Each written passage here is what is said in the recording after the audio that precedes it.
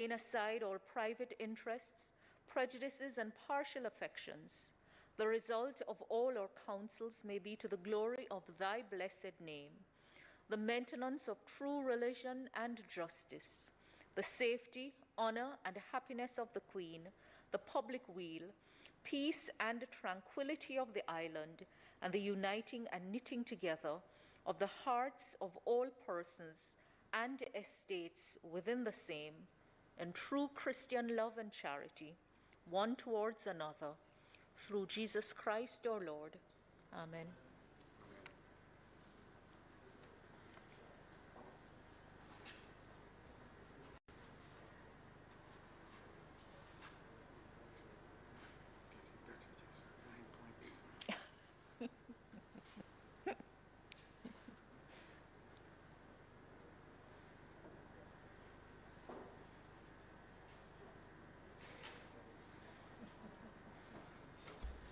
The House may be seated.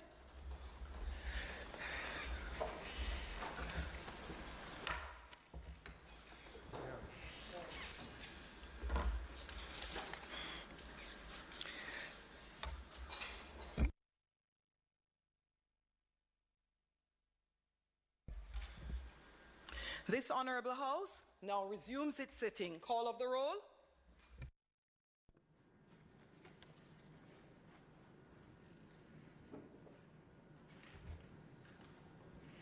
Mr. Bartlett, Mr. Holness, Dr. Clark, Dr. Chang, Mr. Montague, Mr. Shaw, Mr. Samuda, Ms. Grange, Mrs. Williams, Mrs. Mallow-Fort, Dr. Tufton, Mr. McKenzie, Mr. Chuck, Mr. Vaz, Mr. Warmington, Mr. Charles,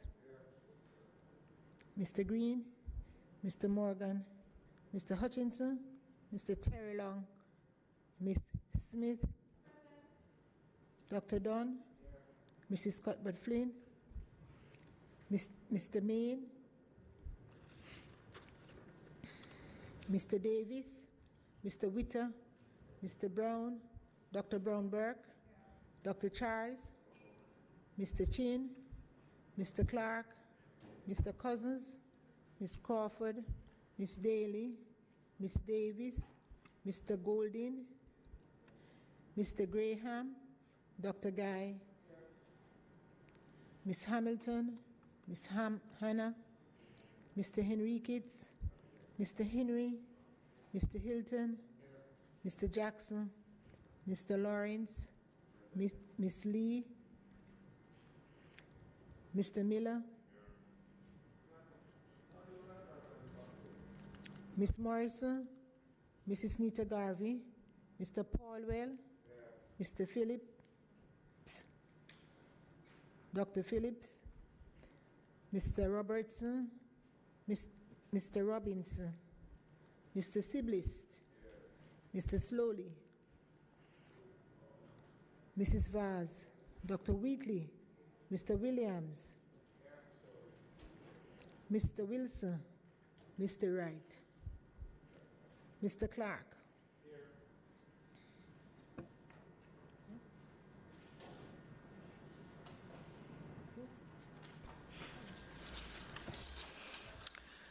We have a very long list of items for today's session. We will commence with tributes. House Leader. Thank you, Madam Speaker.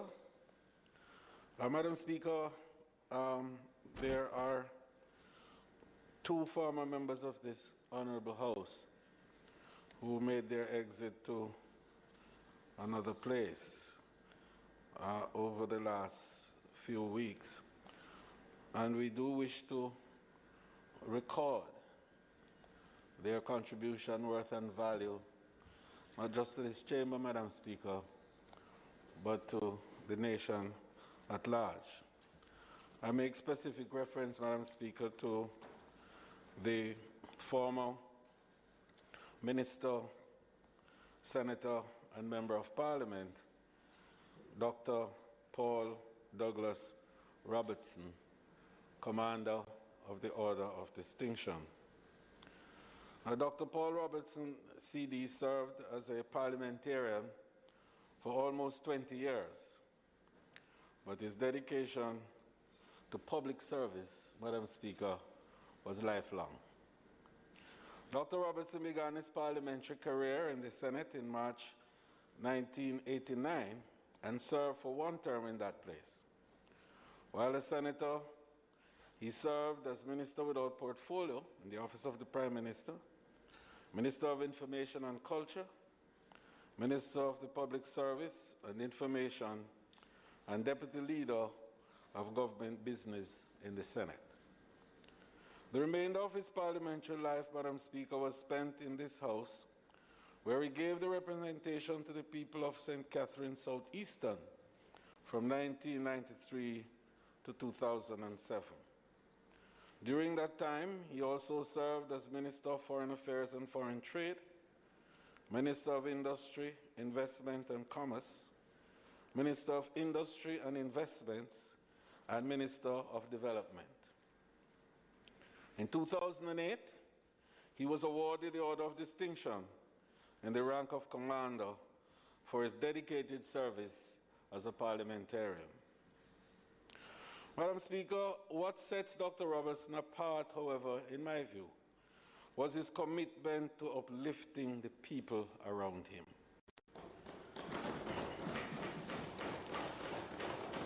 Dr. Robertson, or Dr. Paul, as we affectionately call him in our circles, he and I, having served on the then Electoral Advisory Committee, which is the forerunner to the now Commission, in the early days of its formation.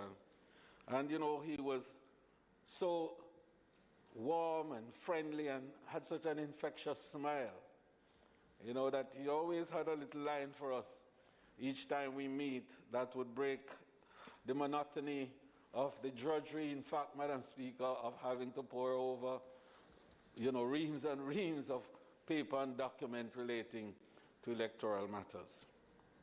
Dr. Robertson indeed was dedicated to education and taught at the secondary and tertiary level. Moreover, Dr. Robertson served as the chairman of the Jamaica Movement for the Advancement of Literacy. I don't know how many of us remember Jamal in those early days. It now has morphed into the Jamaica Foundation for Lifelong Learning, which is so critical today. I really remember Paul as being truly such a congenial person. He was a friend to all. And we certainly will miss his contribution, certainly in the broader space, but most definitely we have been missing that in this honorable House and the other place. We want to extend, therefore, our most sincere condolences, Madam Speaker, to the Robertson family and the extended family as well, and even those in the former constituency that he served so well. May his soul rest in peace, Madam Speaker, and light perpetual shine on him.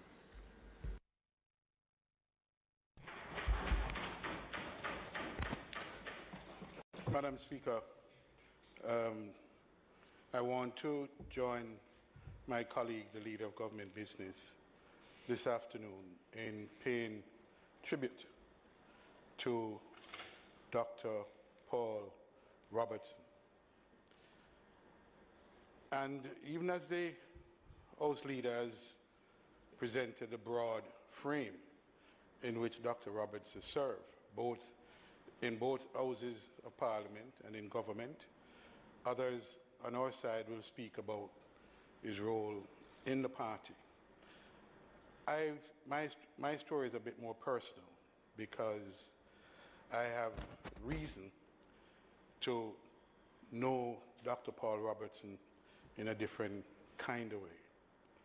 The truth is that I am in this house, I'm back in Jamaica, and have participated in the life of the politics of this country for the last 20-odd years because of Paul Robertson and one other, the late Horace Clarke. Paul Robertson and Horace Clarke were as individual responsible for my coming back to Jamaica and getting involved in elected in representational politics. And Paul Robertson, as was said elsewhere and in many places, was someone who was a mentor to many persons, not just in the party politics, but in government and in public life. I had the benefit of not just him mentoring, recruiting and mentoring me, but I was to follow in his footsteps in many of the ministries that he served as government minister. So that in the Ministry of Foreign Affairs and Foreign Trade, I was there with him, both as his Minister of State and then at another time as the Minister of Foreign Trade. I then followed him into the Ministry of Industry, Investment and Commerce at separate times. But in every instance, I would have had the wisdom, the benefit and the experience of Dr. Paul Robertson.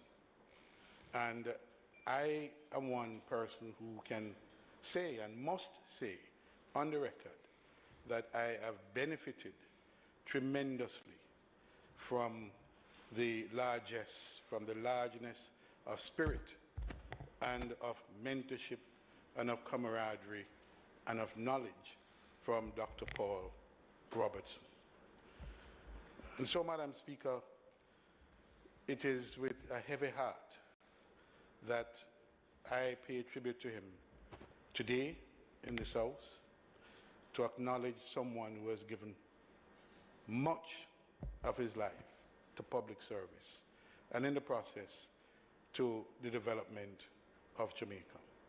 It is fitting that he has been recognized and awarded and honored for his service to Jamaica and to the development of the people of Jamaica.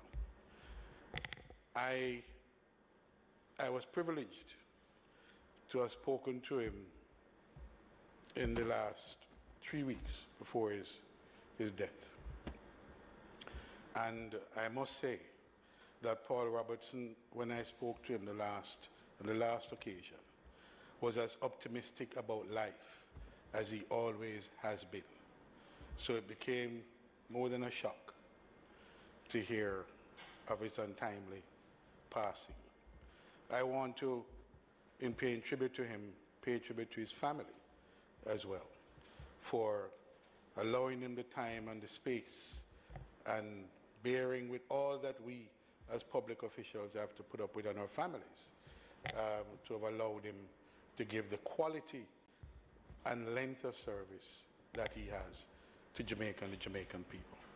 I therefore pay condolences to the family and just note that, again, the sign of the times that many of us who would like to participate in the ceremony on Saturday at the Uemona Chapel will not be able to do so in person. And as soon as that can be lifted, we'll be all better off for it, because we need to pay homage in an appropriate way to some of our icons and some persons who have served us well. But my condolences, and long may his memory live, and Godspeed to Dr. Paul Robertson. Member Paulwell. Thank you, Madam Speaker. And having regard to the presentation that we are awaiting, I will try to be brief in the circumstances. But, Madam Speaker, I met Dr. Paul when I became a member of the greatest institution in the Western Hemisphere in 1983. And at that time, I was quite surprised, because when you would see Dr. Paul on TV, he was larger than life, and you thought his physical presence was the same. So when I met him for the first time at a conference, I was surprised at his size, but I was very impressed with his delivery. I next met him after that first conference later in 1983 when I snuck into a PNP NEC meeting. I was not a member of the NEC, but in those days the rules were a little less stringent. And it was in December 1983, a very significant time, because Paul was embroiled in an issue that forced a general election to be called in 1983, and I was present when that historic decision was made not to contest. I was very impressed with Paul's delivery, with his support for his party leader, the position that was taken, and the way he defended the position of the party, the principle that was being enunciated. And so I have had those experiences with him, and I've always found him to be somebody whose word you could rely on. My next major involvement with him was when he became my boss, because it was he that the Prime Minister had asked to try to convince me, I who was earning massive salary and in a very safe and protected job at the Fair Trading Commission, was asked to come and serve in the government, and we had to negotiate. And I think all of those negotiations, I think from those days we have stopped seeing the appointment of parliamentary secretaries, because that would have been a little bit below where I was coming from. And I became his junior minister. And it also represented the first time that a junior minister was no longer seen as the assistant to the minister, but rather being given specific portfolio responsibilities. And I think that tradition has continued, and it goes to show how secure Paul was and how confident he was that he could have afforded a young upstart specific responsibilities in a very important and dynamic ministry. He was legendary in his commitment to this country, his commitment to his party, and his support for his leader. One day, Madam Speaker, we were at a function. The ministry was involved in a major promotions function, investment function, and we were there awaiting the arrival of the Prime Minister. And we were well dressed as I am now. Yes. And when I looked at Paul, having arrived there fully dressed, I saw him removing his tie, take off his jacket and throw it aside, and was looking quite relaxed. I said, Paul, what is happening? He said to me, don't you see the Prime Minister? You see what he's wearing? You want to be fired? He did not want to outdo his Prime Minister. And immediately I had to do some unbuttoning because I couldn't outdo my minister. Such was the man. You know, Madam Speaker, I could go on and on. But I want to end on a personal note, because there are so many Jamaicans who have served in this life of politics. And invariably, because of the work and because of how we treat each other, there's always a stain that seems to attend the profession.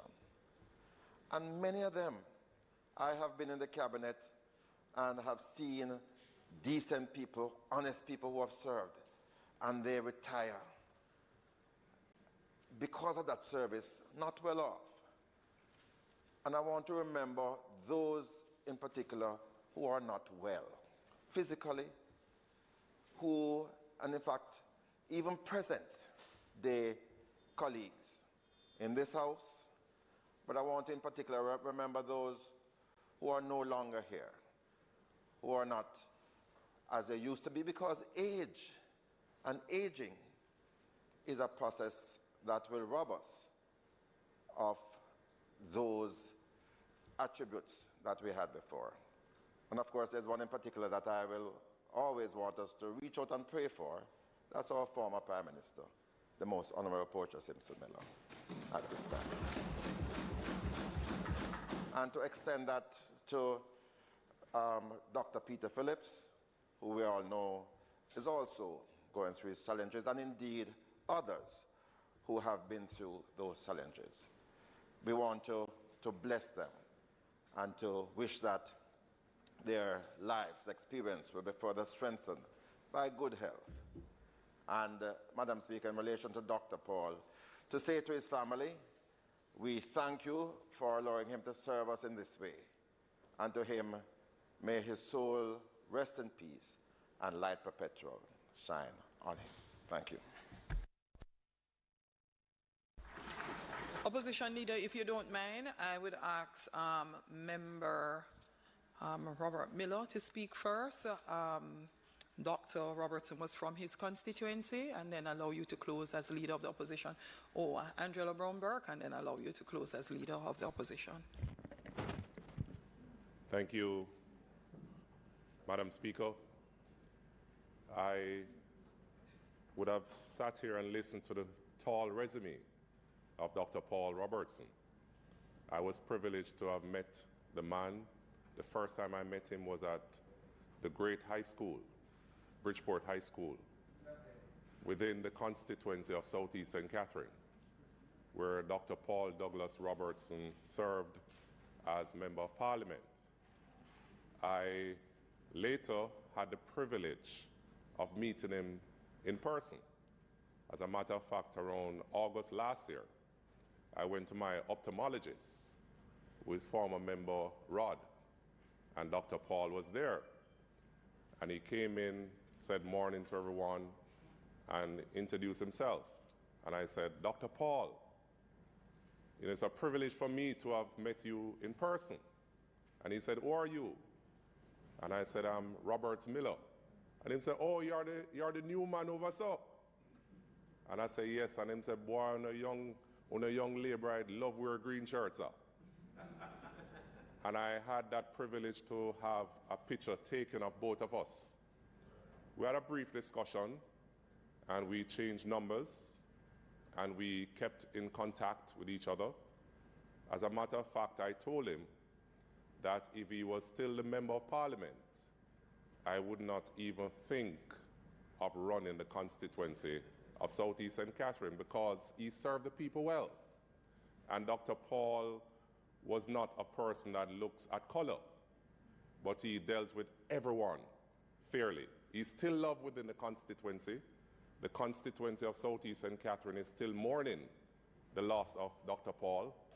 And I can recall around 4 weeks ago, he called me and he said, Big Rob, I want you to come and check me by my residence so we can have a discussion about Southeast St. Catherine. And I said, Dr. Paul, I'm coming soon. Where are you living? And he said, St. Anne. And I said, okay, I'll call you and let you know when I'm coming. My wife and I was sojourning through St. Anne, and I said, the next 2 weeks, we're coming back to St. Anne to pay a visit to Dr. Paul Robertson. That same night, I received the news that he had passed, so that meeting wasn't meant to be. I know the constituency is grieving, and I bring condolences on behalf of the residents of Southeast St. Catherine to the family personally. I'd like to give my condolences to the family of the bereaved, and I would love to, as a Member of Parliament for Southeast, to do even more of what he had done for the constituency, because it was indeed a lot, and I'll try my endeavor best to serve the people well. And we just want to bring condolences to the family, friends, and well-wishers of Dr. Paul Douglas Robertson. Thank you. Thanks, Member Miller. Member Brown-Burke. Oops. Thank you very much, Madam Speaker. Madam Speaker, Dr. Paul has not just persons like Minister Bartlett know him, but we all know him as Dr. Paul. I would have met him in 1979 as a young girl from Wolmer's High who was seeking to study Spanish and get a university education from a family that wasn't quite sure how we could afford to do that, notwithstanding that there was UE and all of what was happening there, but we just simply couldn't afford to be able to spend lunch money, bus fare from Kingston coming in every day, and so on. So I stopped by PNP headquarters, encouraged by my mother, and I met Dr. Paul, who didn't know me, hadn't seen me before, but took the time to really talk to me about what it is that I was thinking of, what I wanted to do, and to encourage me as a young girl in pursuing higher education. Based on his recommendation, I left Jamaica in the summer of '79, and I was probably one of the few persons ever to have gotten to Cuba for a university degree, not knowing exactly what that degree would have been. And so I spent my first couple of months with those students who were studying medicine, and then confirmed in my mind that medicine is not where I was meant to be. And so I moved on. But that was how I met Dr. Paul, way back in 1979. As many would say, he's soft-spoken. I've never heard him shout. I don't know if anybody has heard him shout. But more importantly, he's an individual without airs, really humble individual, and one who is always known to put self and service, to put service rather above self, and that is service to country and to party. I thought that I would also place on record the fact that Dr. Paul would have returned to Jamaica in 1970 to active service in the party, and that he was, in fact, a protege of Michael Manley, one who understood the mission of the People's National Party and the importance of uplifting the masses of the people of Jamaica who were still living in the margins. I think it is important for us to talk about it because sometimes when we hear others speak of the valiant service of Michael Manley and people like Paul Robertson, they tend to underestimate, devalue what that period meant to many who were not born with a gold spoon in their mouth, who did not come from one of the 21 families in Jamaica, but from individuals who relied on a political party like the People's National Party to make sure that they could feel comfortable in who they were, that they understood what was the mission of the party to improve their lot, and to ensure that those who were voiceless, who didn't know, who didn't have friends and connected to that kind of power, could have power through their voice, through the People's National Party. And I just thought that as we talk about Dr. Paul, we can't escape that. We have to remember that. I thought also, as we pause to pay tribute to him, I want to remind all of us that we all come to serve, and we all come to ensure that the lot of our countrymen and women are better, and that as we speak of each other and that the work we do, that we be careful how we devalue it and what we say about it. Because what we say about the good work of others is exactly what others will say about the good works of those who are speaking. And I think there's something, when we come into the cut and thrust of the politics in a place like the Parliament, we sometimes forget. I want to just put on record, he's loved, as Big Rob says it, by the persons in the constituency. Even today, I know many of them carry him in his heart. As individuals go for the viewing today, which we are unable to go since we are here, I just want to place that on record and to also place how much we thank the family for having provided, given him the space and time to be able to contribute as much as he did. May his soul rest in peace. and light perpetual shine upon him. Thank you. Leader of the Opposition. Thank you, Madam Speaker. I just want to join in and commend the remarks of the various members who have spoken in celebration and honor of the life of the late Dr. Paul Robertson. My first encounter with him was actually when I was a teenager, and though I was not at all involved in politics or party politics, I happened to be frequenting the house of the late Prime Minister Michael Manley, then in opposition. This was in the early 80s, for other reasons, which I won't go into. And I saw this short, stout man coming there regularly to go and see Mr. Manley. And they would go round to a little building at the back and disappear for hours on end. And that was Dr. Paul Robertson. This would have been around the time he became General Secretary of the party, which I believe was in 1983. I didn't really get to know him then. And in fact, I really only got to know him, I would say, in the last year and a half or 2 years. Because by the time I entered the Senate in 2007 and started to get involved in political life, he was already in the pavilion, so to speak.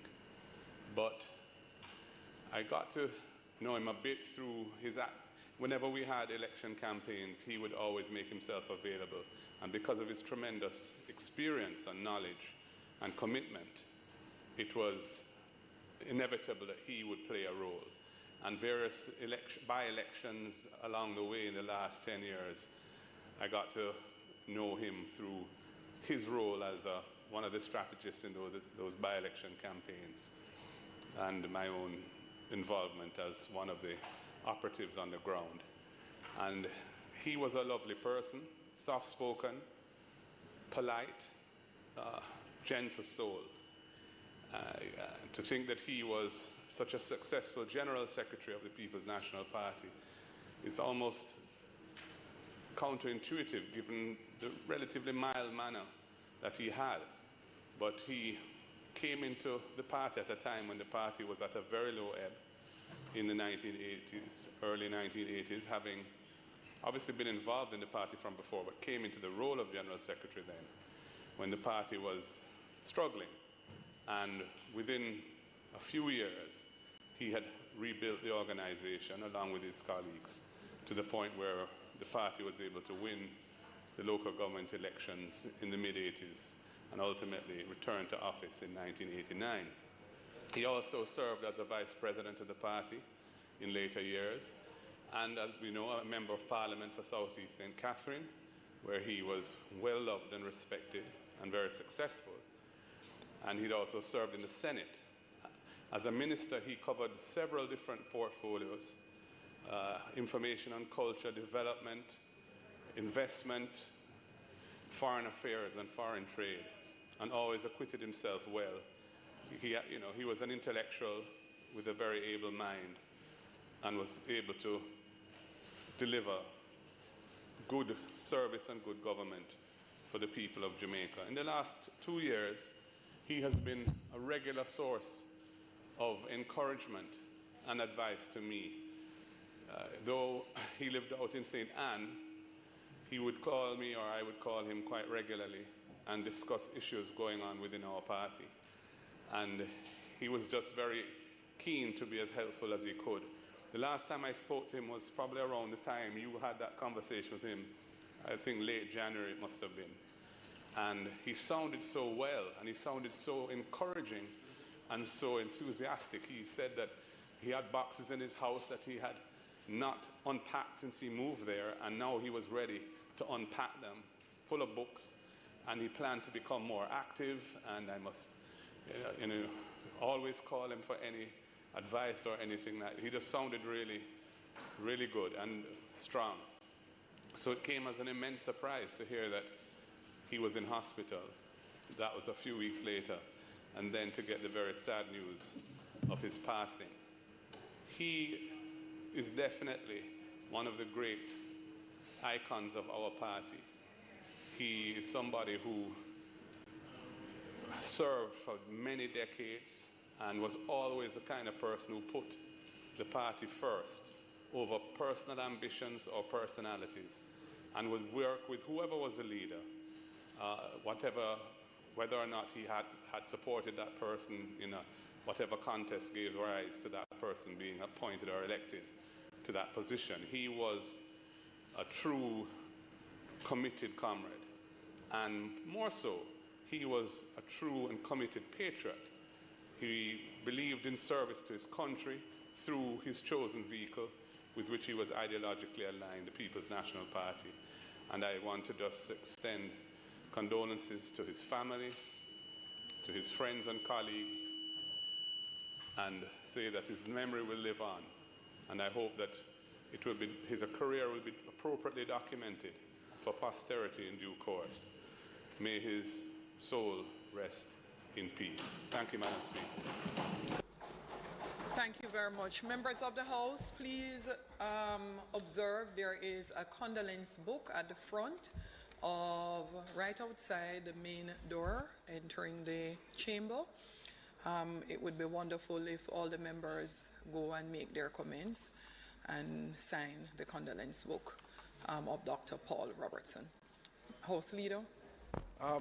Madam Speaker, another of our former colleagues expired within the period under review, and he, Madam Speaker, although not being elevated in his tenure as a minister, as a very strong, powerful, and ardent driver of community development, and his assiduity to purpose and his commitment to the people of West Central St. James is actually legendary, and in fact still being referenced even today, nearly 30-odd years after he ceased his representation.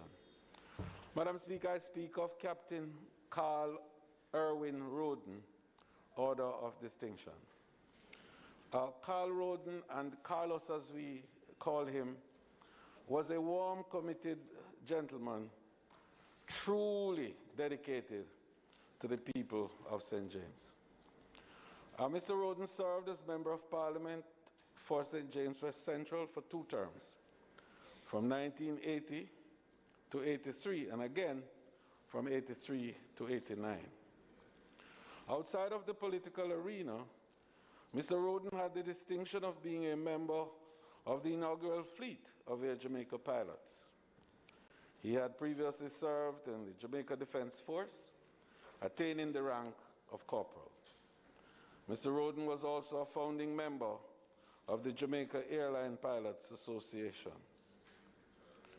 Carlos was also a man who loved the soil, and those of us from St. James would know, not just of Carlos, but the entire Rhoden family, and how keen farmers they were.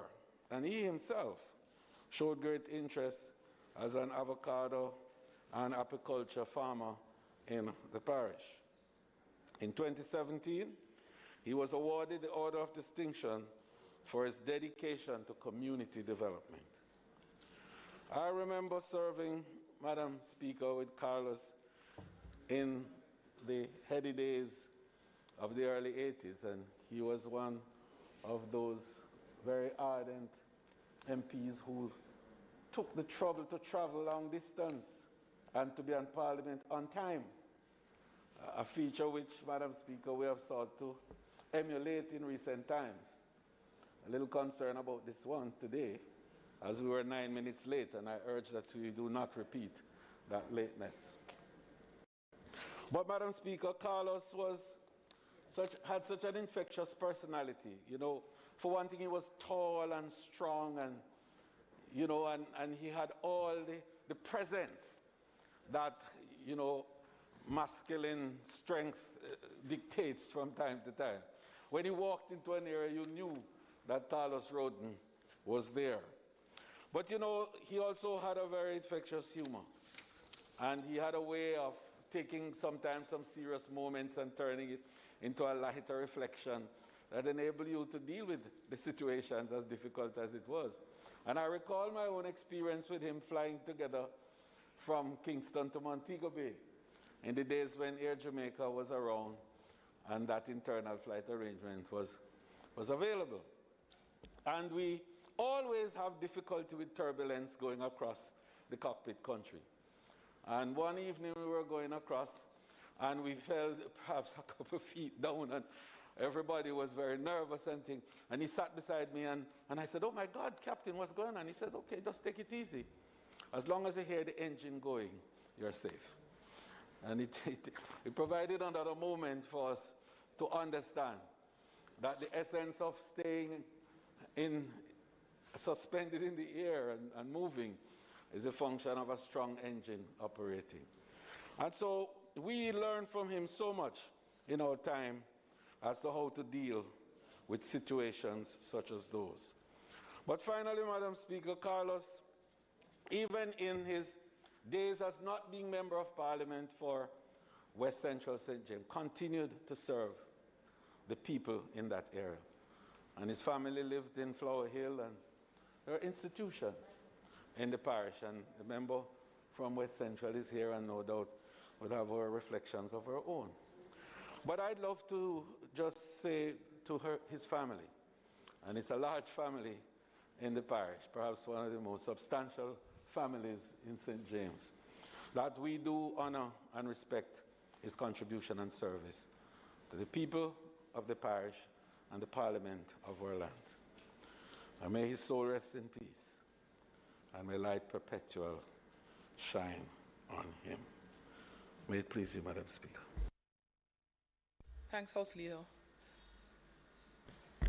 May it please you, Go ahead, Madam Member Speaker. Malahoo first. I should like to put on the record my own condolence as member of the great constituency of St. James West Central, in which Mr. Rhoden served as a predecessor in the office.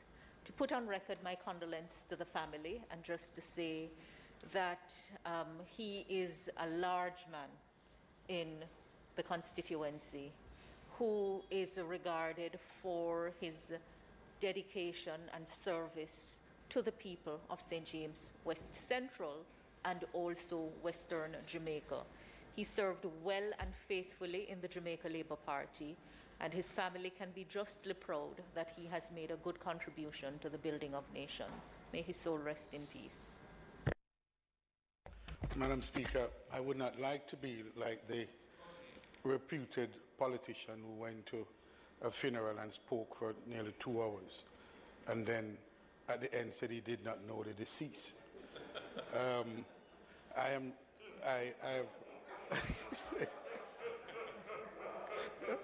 I did not know the former Member of Parliament. I've heard of him, obviously, and I think in the spirit of what we've been doing today, that anyone who has had the privilege to serve the people of Jamaica in this honourable house and in other areas, but certainly speaking for this house, that their contribution, their service, recognized and honoured. And I'd like to join the Member of Parliament for West Central in wishing and paying condolences to the family and wishing them well. Thank you, Madam Speaker. So, Madam Speaker, it is customary, of course, that this honourable house would send written condolences to the family, and no doubt to include the tributes that have been paid here today. And just by way of information, Madam Speaker, that an official funeral has been accorded to the former Minister, Dr. Paul Robertson, and will be on March 12th at the University Chapel at 1 p.m. The leader of the opposition business did indicate the limitations, but I think that our hearts and soul could be there with him in the phrase of the time, being present apart. May his soul rest in peace. Members of the House, would we all rise for 1 more minute of silence in honor of our dearly departed former members.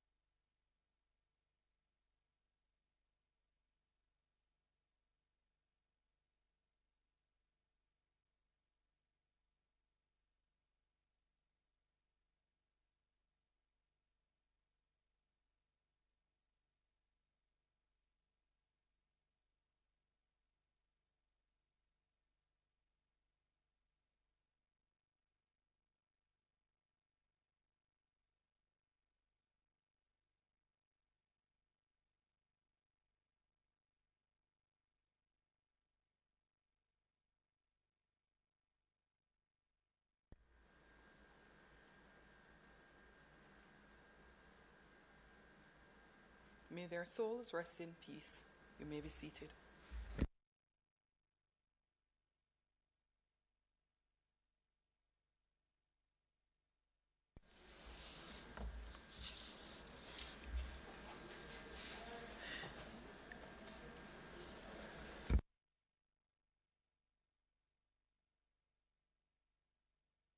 So we will recommit later. Statement by ministers. We will move to announce. Yeah. House Leader. Thank you, Madam Speaker. Madam Speaker, the intention today is to proceed with the normal arrangements of the House, but to have a recommittal at a later stage on statement by ministers, so as to allow the Minister of Health to make a statement and also to deal with other matters relating to public business. But, Madam Speaker, that we would proceed through the normal run and have the Minister who is in the wings, a long wings, a big wing that perhaps has no end. The member from Southeast St. Andrew and opposition spokesman on finance to speak ahead of the rest of the program. May it please you, Madam Speaker. Thank you, House Leader. Announcements?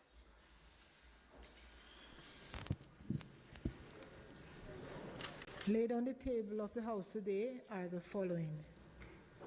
Ministry Paper number 25 of 2022 and annual report of the Public Accountancy Board for the year 2020-2021. The National Minimum Wage Amendment Order 2022 and its resolution, and the Minimum Wage Industrial Security Guards Announcement Order 2022 and its resolution. Both of these come under the National Minimum Wage Act. Appropriation account for Head 1000, Office of His Excellency the Governor General and Staff for the year 2016-2017. And there are 5 reports from the Public Administration and Appropriation Committee, 1 on its deliberations on the Ministry of Local Government and Rural Development regarding reports of financial and contractual irregularities at the Manchester, Hanover and Westmoreland municipal corporations. 2 on its deliberations on the Ministry of Industry, Investment and Commerce. 3 on its deliberations on the impact of the coronavirus COVID-19 pandemic on the tourism sector. 4 on its deliberations on the conflict resolution initiatives of the Ministry of Justice. And 5 on its deliberations with the Ministry of Agriculture and Fisheries on the coronavirus COVID-19 measures to revive the sector. 5. Also, there are 5 reports from the Regulations Committee of the House of Representatives on 1, its deliberations on the Radio and Telegraph Control Private Radio Service Amendment Regulation 2022. 2, its deliberations on the Radio and Telegraph Control Maritime Mobile Radio Service Amendment Regulations 2022. 3. On its deliberation on the Radio and Telegraph Control Citizen Band Radio Service Amendment Regulations 2022. 4. On its deliberations on the Radio and Telegraph Control Amateur Radio Service Amendment Regulations 2022. And 5. On its deliberations on the Radio and Telegraph Control Radio Operators and Technicians Amendment Regulations 2022.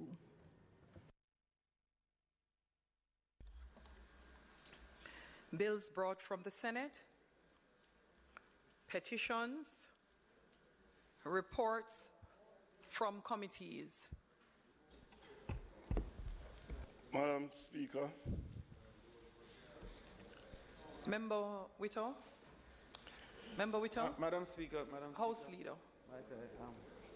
Might I intervene? Madam Speaker, there are lengthy items on the agenda.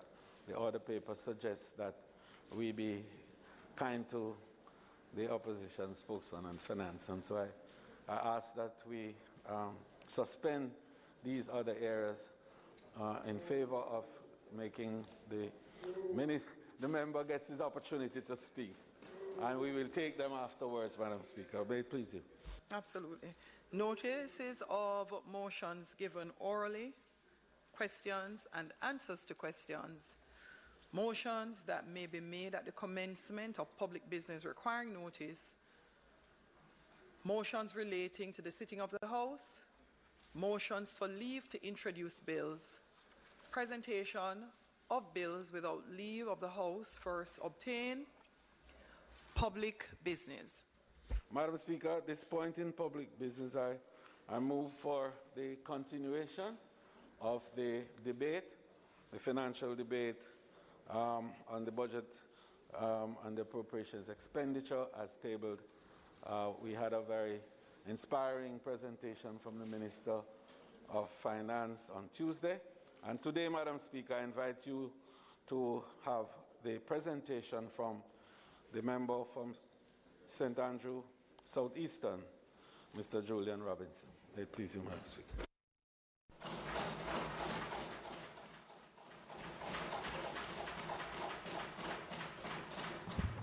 Mr. Julian Robinson, Opposition Spokesman on Finance and the Public Service. Madam Speaker, I am honored and humbled to rise before this honorable House to deliver the opposition's reply to the budget. I stand here today with gratitude to the Almighty for his many blessings and his hand of guidance and protection in difficult and challenging times. I want to thank my family for their consistent support and love, which enables me to serve in this House. My wife, Mariam, my children, PJ and Amara, are my rocks. I've been blessed, Madam Speaker, to have wonderfully supportive parents who instilled in me a sense of public service and a duty of care for those less fortunate than myself. My father is always by my side. From my days playing football and cricket as a schoolboy to now, from the distance of The Hague. For my mother, who looks down from above, I draw inspiration from her favorite Bible verse, Psalm 27, verse 1. The Lord is my light and salvation, whom shall I fear? Madam Speaker, it has been my honor to represent the citizens of Southeast St. Andrew, who have elected me on 3 consecutive occasions to represent their interests. I continue to be humbled by the responsibility they have charged me with, and I will continue to represent them with dignity, integrity, accountability, and transparency.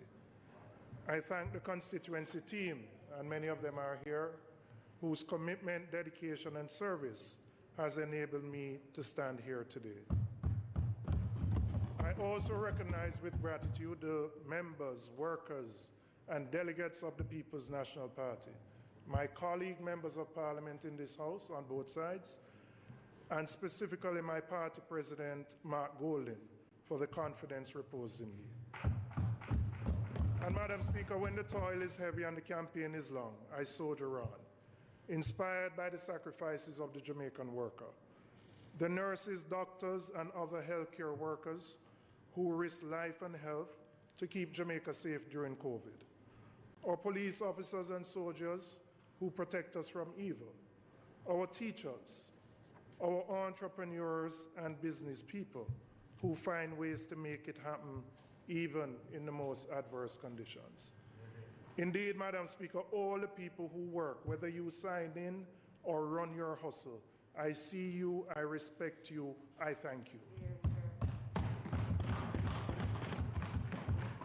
Madam Speaker, my contribution to this budget debate is within the context of a Jamaica that is at a critical moment in our own story and in the story of the world. This year marks 60 years as an independent nation, our Diamond Jubilee.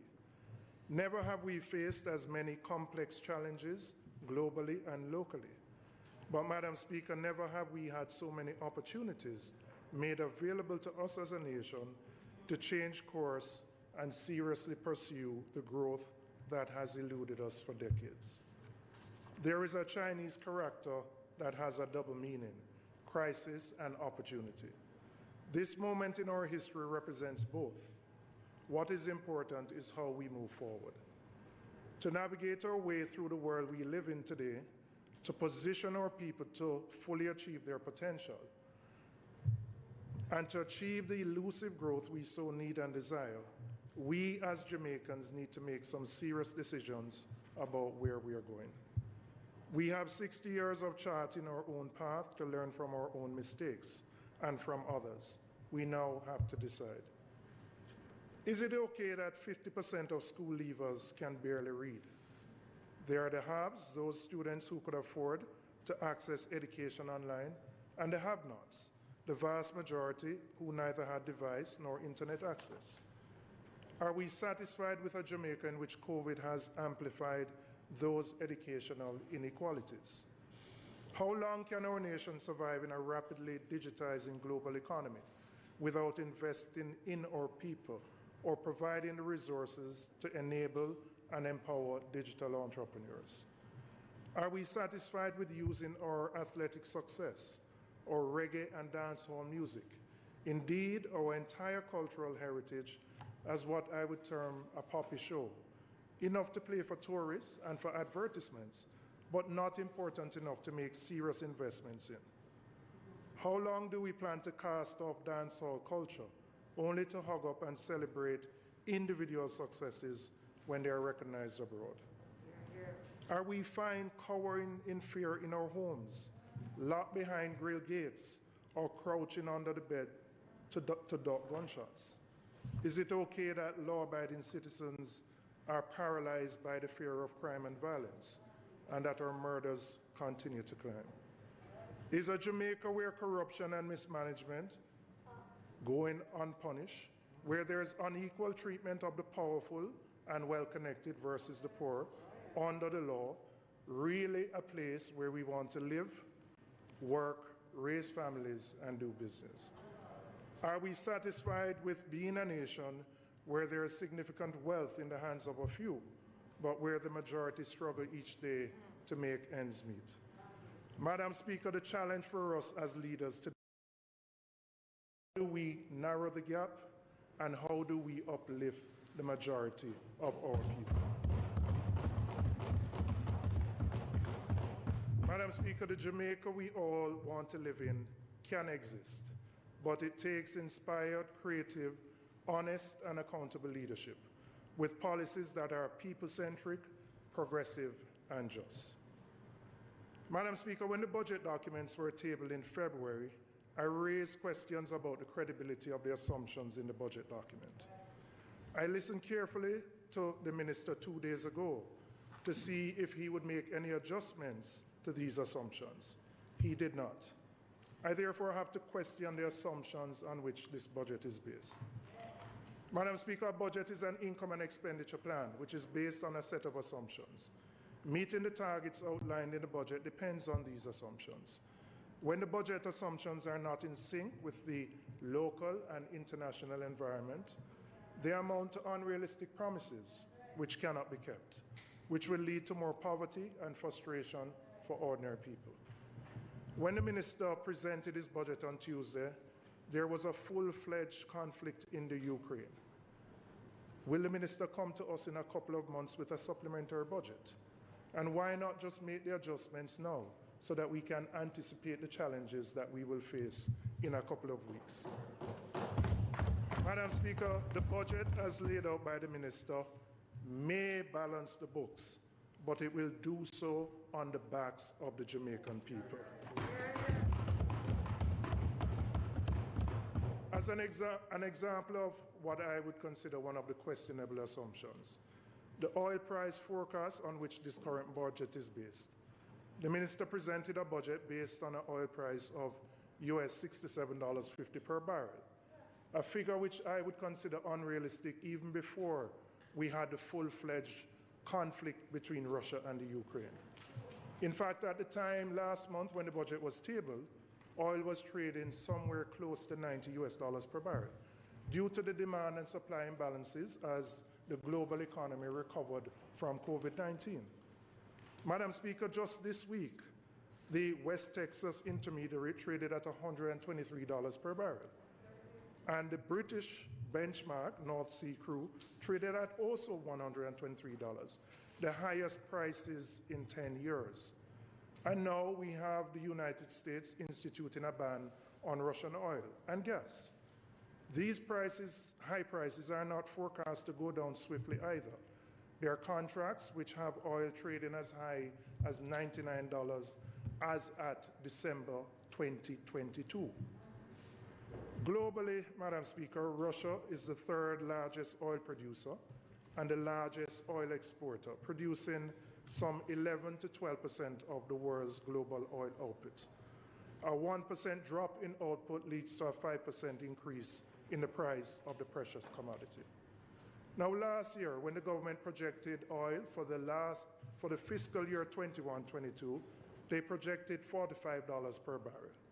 Based on the government's own estimates, oil will end up at $73 per barrel. This is more than 60% higher than the amount which was projected. But of note, the projection for the new fiscal year of $67.50 is lower than the estimate which the current fiscal year will end up at, which is $73. Madam Speaker, given the global challenges that we face, this simply does not make sense. The minister needs to explain the variance between the ministry's own projection of $67.50 and Petrojan's projection of $79.36 in their public bodies document, both of which were tabled in the House on February 10th. In any event, Madam Speaker, while oil prices may not remain as elevated now for the entire fiscal year, it is highly unlikely that these prices will fall to the average of $67.50 during the upcoming fiscal year. Madam Speaker, oil has a snowballing effect on all prices in an energy-intensive local and international environment. And as a result, if you get the oil price forecast wrong, the inflation forecast is also going to be wrong. And higher than projected oil prices will have a negative impact on our trade and current account deficits. While the higher oil prices will allow the government to collect more revenues from the taxes on petroleum products, the inflationary impact of higher oil prices on businesses and consumers will result in a fall in real disposable income. Therefore, businesses and consumers will have less money to buy other goods and services after paying their light bill, their gas bill, and their water bills. Getting the inflation target wrong means that the country will have to find more money to service debt. And I believe that the projection of 5% for next fiscal year is way off target. Our inflation rate point to point was in January at 9.7%, before the estimates were tabled. And when you look at the rates of our major trading partners, they are also at record high levels.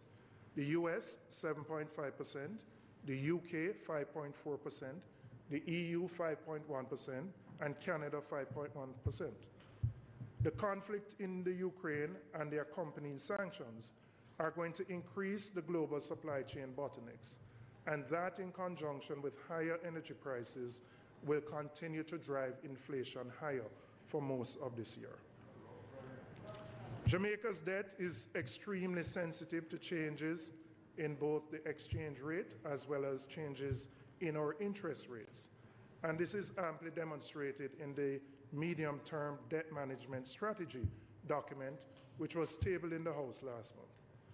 Madam Speaker, that document tells us that a 1% decrease or depreciation in the exchange rate leads to a $13.6 billion addition to the debt and $673 million to the interest costs, which results in a total increase of $14.3 billion. A 1% increase in interest rates adds $2.4 billion to the cost of servicing domestic debt and $4.1 billion to the cost of servicing external debt, resulting in a total cost of $6.5 billion. What this means is that if these increases take place, this money will have to be found from the budget. It means either a reduction in planned expenditures or reallocation of monies from other activities. The debt management strategy also explains the country's vulnerability to changes in the exchange rates and interest rates, and why the central bank's current policy of increasing interest rates to contain inflation will lead to higher than program debt servicing charges, which cannot be absorbed by the budget. When this question arose at Standing Finance Committee, the Minister indicated that there is space to treat with this. I'm not sure where the space is. I don't know if it is in the contingency budget or where it will come from, or whether we anticipate that the higher revenues we'll earn as a result of the high oil prices and inflation will offset these additional debt servicing charges. Higher than projected oil prices will also create greater demand for foreign exchange, as more money will be required to purchase the same quantities of oil. This is likely to create more pressure in our foreign exchange market, which will have an inflationary impact if there is depreciation. Madam Speaker, in an attempt to moderate inflation, the Bank of Jamaica has raised interest rates 4 times since last year. This has moved interest rates from a low of 0.5% in September last year to 4% in February this year, an increase of 350 basis points. The BOJ has signaled its intention to continue to use monetary policy and interest rates to bring back inflation down to the 4 to 6% range. It is expected, therefore, that if inflation remains above the target range, the Bank of Jamaica will continue to raise interest rates. While I focused on the impact of the increased rates on debt servicing charges and the budget, I have to bring to your attention the impact on economic activity. While interest rates increases don't have an immediate impact because it takes probably 2 to 3 quarters to work through the banking system, these interest rate increases are going to push up the cost of credit in our economy and will likely dampen economic activity and threaten the government's own growth projections. On the issue of the exchange rate, we acknowledge that there's been some appreciation in recent times and that there is some stability as the Bank of Jamaica has heavily intervened in the foreign exchange market. They have pumped over $300 million since the beginning of calendar year 2022. As the Minister acknowledged and the Governor, these interventions and the types of large interventions are clearly unsustainable. And there is the potential that once these interventions cease, that there will be more pressures in the foreign exchange market. Madam Speaker, given the change in realities of the local and international environment, as well as the additional burden that will be faced by the Jamaican people as a result of the conflict in the Ukraine, we are recommending that the government recrafts the budget to meet these realities.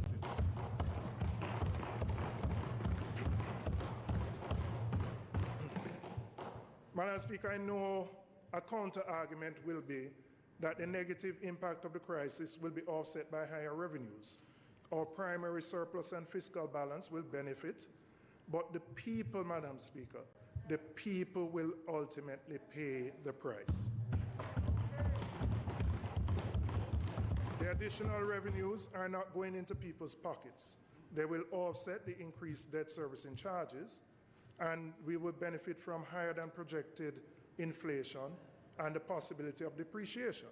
So those things will bring in more revenues, but those monies are coming out of the pockets of Jamaicans. Madam Speaker, as our former Prime Minister, the Most Honorable Portia Simpson Miller, would say, the budget is not just about balancing the books, but also about balancing people's lives. And Madam Speaker, the budget as currently crafted will not balance the lives of the Jamaican people. Madam Speaker, having spent the last 2 years battling the COVID pandemic, our country has been experiencing a cost of living crisis, which is set to become worse based on the situation in the Ukraine. The cost of living crisis is the result of significant increases in the prices of basic food items, increases in the cost of gasoline and electricity, and increases in taxi fares in an environment where many persons have not recovered fully from COVID. Madam Speaker, many Jamaicans are struggling and suffering. Madam Speaker, I'm here to deliver a message to the Minister. The price of food items are just too high, and people are feeling it and are hungry.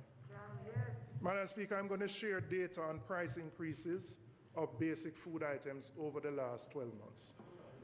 Now, when I came last year, I made a similar presentation, and my colleague, the Minister, took me to task because I used data from in the street, from retailers, and not official government data. This year, I have the official government data. I have the information from the CAC. But Madam Speaker, whether the data is from the street or whether the data is from the CAC, the data says the same things. Food prices are high and people are suffering. While the data from the government indicates that our annual inflation rate will be somewhere in the region of possibly 8 to 9%, consumers are faced with increases significantly higher than that. Let's consider some basic food items, and I'm just talking about the last year, January 21 to January 22. And the Consumer Affairs Commission has shown that many food items have increased as much as up to 40%. And Madam Speaker, I want to share this data with the House and with the country. Madam Speaker, if we take hard dough bread as one of the items, that has gone up by 22% in the 1 year. Chicken, gone up by 26%. Cooking oil by 44%. Corned beef by 36%. Counter flour by 32%. And this is January 2021 to January 2022. This is just 1 year. Let's look at some other items. Sugar, a 7% increase. Saltfish, 16%. Mackerel, 17%. Milk powder, 9%. And rice, 38%. Rice, 38%. Huh? So, Madam Speaker, what we are looking at, Madam Speaker, are what you consider the basic food items which most Jamaicans have to consume, and particularly individuals who are in the lower socioeconomic groups. And Madam Speaker, you will notice I don't have chicken back on this because the CAC doesn't track the prices of chicken back. But that is also a protein which has increased significantly as well.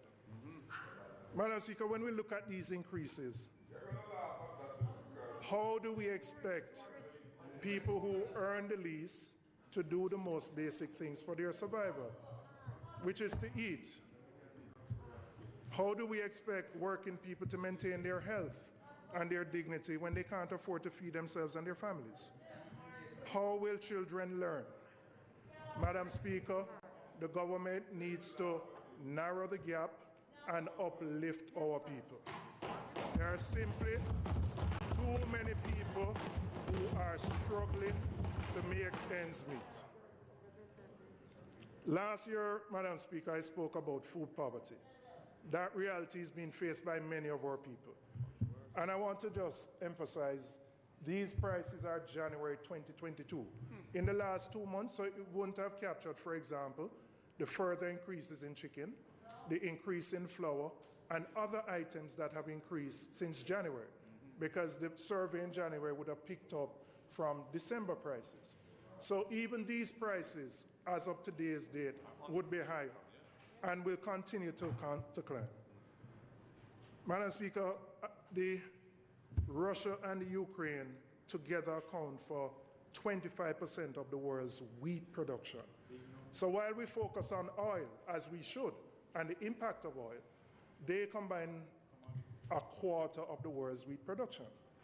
So flour is going to go up. More, which means that bread going to go up, bulla, crackers, dumpling, patty, which used to be poor people food, is now $220 for a patty. And there was a time when you could say you could have buy 2 patty and a box drink as poor people food. You can't do it anymore. In fact, the 2 patty and a box drink, you might as well buy a box food.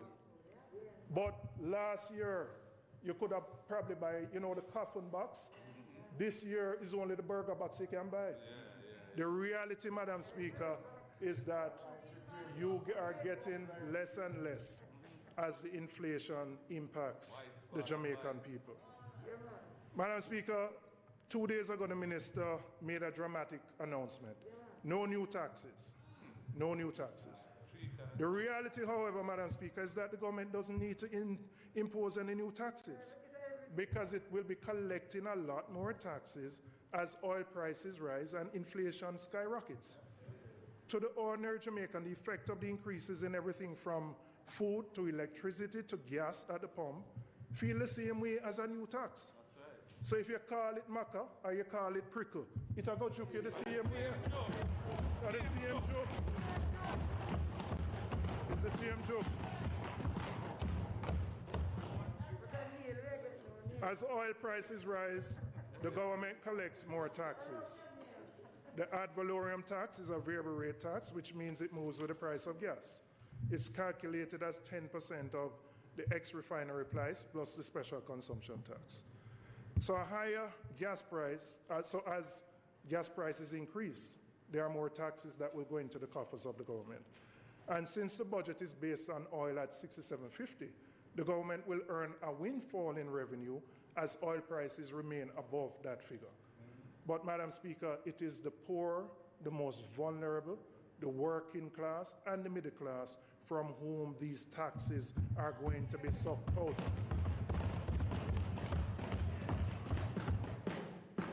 In 2019, the minister said inflation is the worst tax on the people, and we agree with him. Inflation is the most cruel tax because it affects our fixed income earners. But as inflation rises, the government collects more revenue. And I want to use, Madam Speaker, a simple example to illustrate this point. Let's assume this pen cost $100 last year. If you take the GCT on it, the GCT collection to the minister would have been $15. If the same pen increases to $150 this year, the collection to the minister is no longer $15, but $22.50. 15% of $150. So the minister $7.50 in GCT on this item alone, just because of inflation. So, Madam Speaker, if we take this example across the wide range of goods and services we can see how the government will collect significantly more in tax revenues without the need to introduce any new measures. So whether it's maca or prickle, it joke you the same exact way.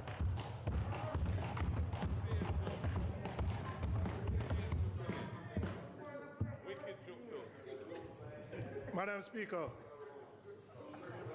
part of the reason these increases hurt so much is that while everything has gone up, wages and salaries have by and large remained the same. And generally when they go up, they are not going up at the same pace to keep up with the rate of inflation. For 4 years, our lowest paid workers in Jamaica, the helpers, the auxiliary workers, security guards, and so on, waited patiently for an increase in the minimum wage. The increase to $9,000 is far from what it needs to be. In fact, I would say inflation has already eaten out that increase. On this point, Madam Speaker, I know I have a friend across the aisle in the member from Northeast Manchester, and I don't know if he's hearing me. But in 2015, when he was on this side, he promised that he would increase the minimum wage to $5,000 US a year, which works out to be 15,000 Jamaican dollars per month. He promised his party became government, he would do so. Manayard. But when Manayard got to Hero Circle, he seemed to have forgotten that commitment because there was no increase in minimum wage.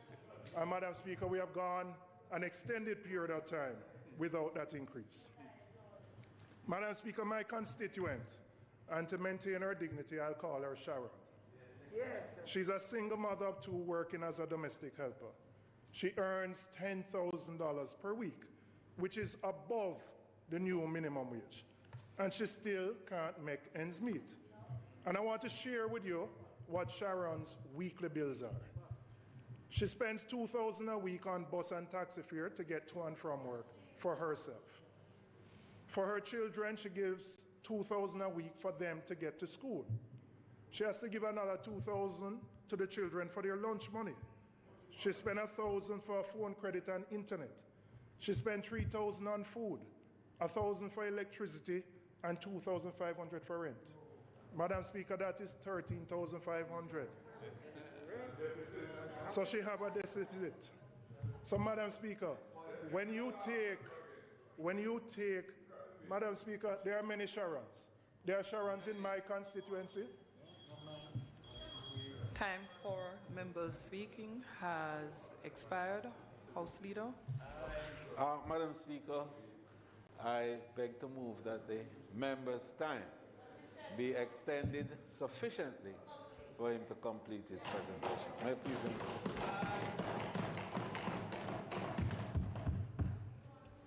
Member Robinson.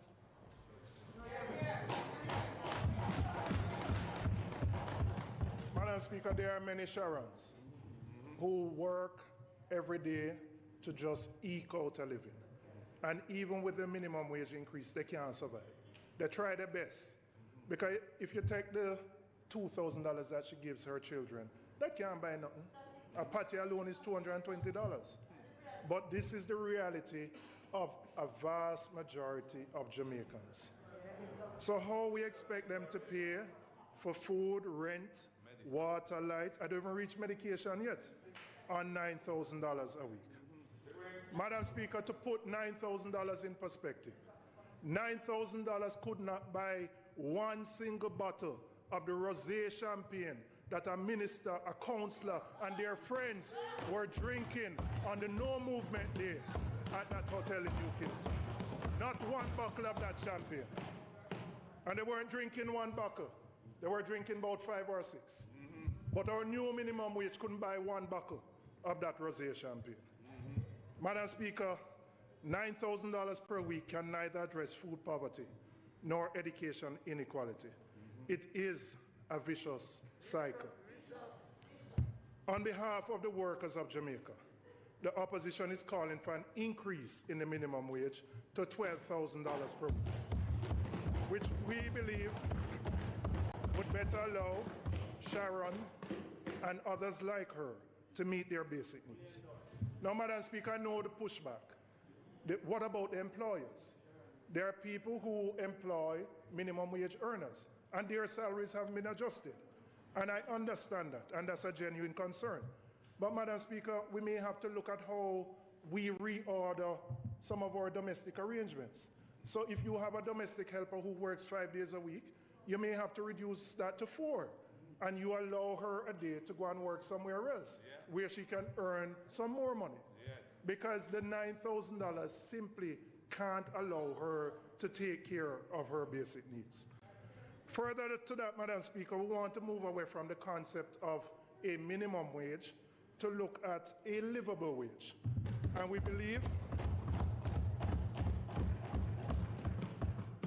this should be done rooted in economic analysis, looking at the annual price movements, the inflation rate, and a determination of the basket of goods and services consumed by our lowest earners.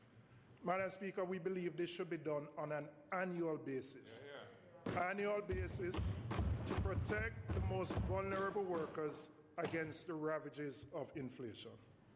So, Madam Speaker, when the Minister spoke, he announced his intention to provide some support to families who were feeling the effects of the increased prices.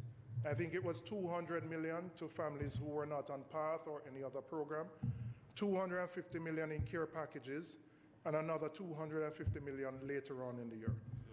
Madam Speaker, while any relief is welcome, we view this as woefully inadequate to address the nature and the scale of the suffering which exists. And I want to break down what $10,000 means.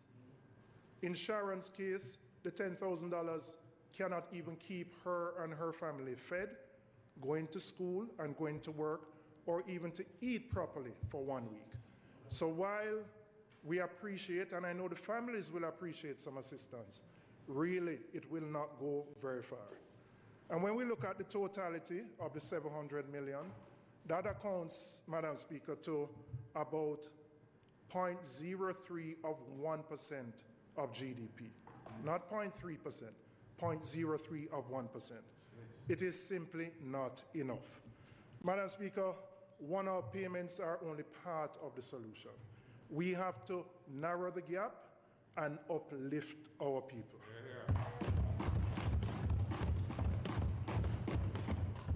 Madam Speaker, as we speak about salaries and wages, I'd like to focus for a moment on the matter of the public sector compensation.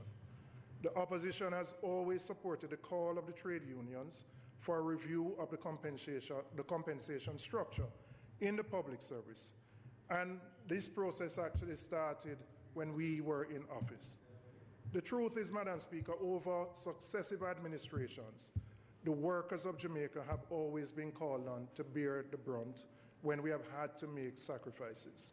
Our teachers, our police, nurses, doctors, civil servants, firefighters, and auxiliary workers have been called upon to hold strain. All of us. Our faithful and hardworking public servants have done so over and over again, but with one caveat. They have demanded a review of their compensation in the public sector. Now, having waited, we support these workers' rights to an improved compensation package. We on this side look forward to the unions and the government signing off on a new agreement effective April 1st this year. And we expect, as our wage bill has increased, we expect with a 19% increase in our public sector wage bill that there will be equity for all workers. To attract and retain the most competent and talented people necessary for an efficient public service, capable of contributing to growing our GDP, those positions at the top deserve appropriate increases. However, those lower paid workers, such as our security guards, our groundsmen, the women who work in school canteens, the porters, the auxiliary workers, the civilian workers in the JDF and the JCF, and our very own employees in this parliament, such as our orderlies, are also deserving of equity when these increases take place. We await the details from the Minister to see if the wage scales do justice to them. Like others, Madam Speaker, we are concerned that we have breached the 9% wage to GDP rule. But we support the government's public sector compensation review. And we are even more committed and will make recommendations about how we believe we can grow the economy so that we can bring GDP back up so that we can get back to the 9%. Madam Speaker, we understand the value and importance of fiscal rules as our last administration started the process of enacting these rules to ensure fiscal discipline and sustainability. Again, we support the increased compensation to our hard-working and committed public sector workers, and including those in our public bodies too, whom the Minister says will be dealt with at a later stage.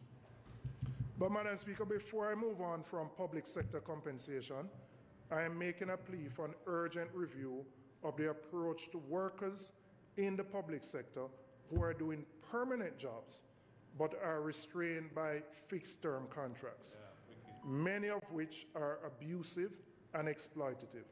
Contract work, that's what I'm talking about. Why deny these workers the chance to earn a pension after years of loyal service? And to be clear, I'm not seeking to cast any blame on any administration, because this is something that has existed for a long time. But I believe we have to recognize it and to do something about it. Madam Minister, I don't know if you can, when you respond, indicate how many public sector workers fall into the category of being contract workers, meaning they don't have a permanent job and they have no entitlement. And Madam Speaker, I want to give you a case of an employee in a public body who has been there for 18 years. And every year he gets a 1-year contract for 18 years. Now, there are very few people who stay at any job for 18 years. But when he leaves that job, he has nothing to get. Him don't have no gratuity, him don't have no pension. And ultimately, unless he has family support, he will become a burden to the state. And there are many others like that.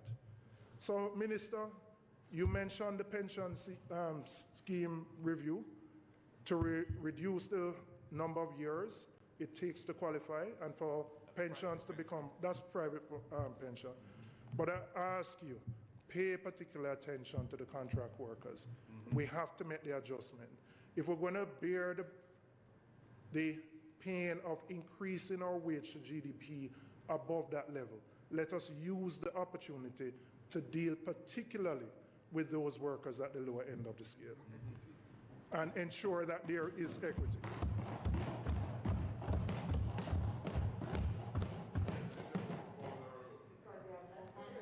Madam Speaker, we are committed to the public sector reform. We welcome the move to rationalize the various pay levels, but we must not leave any of our dedicated and hardworking public servants behind. Government policy, Madam Speaker, must narrow the gap and uplift our people. Shifting gears, Madam Speaker, I'd like to speak briefly on the matter of bank fees. And I want to start by acknowledging the consistent, persistent, and tireless advocacy on this issue by the member from South St. Catherine.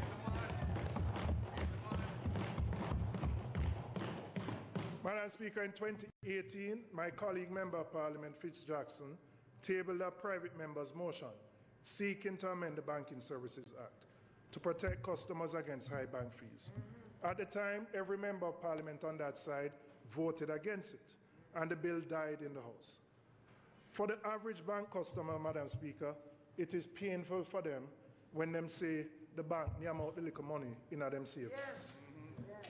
Madam Speaker, in recent times, we heard the Prime Minister, we heard the Minister of Finance, we heard the Minister of Justice speak out strongly against banks that had proposed increases in their fees. Most curiously, Madam Speaker, the Jamaica Labour Party wrote to the Jamaica Labour Party asking the Jamaica Labour Party to do something about these bank fees. When I saw the press release, one of the words in that press release was unconscionable. So when the GLP wrote to the GLP asking the GLP to take action on bank fees, I expected the GLP to deliver a response which would tackle the problem. But what the minister announced 2 days ago simply does not address the scale of the problem. Madam Speaker, it may be one part of the remedy, but what was announced does not address the hundreds of thousands of existing customers who would not be in the 100,000 accounts that the minister spoke about. What about those customers? Should they be left to the mercies of financial institutions? What are we doing to protect those customers? So while what the minister announced may be a start for financial inclusion, we still have to deal with the fundamental issue.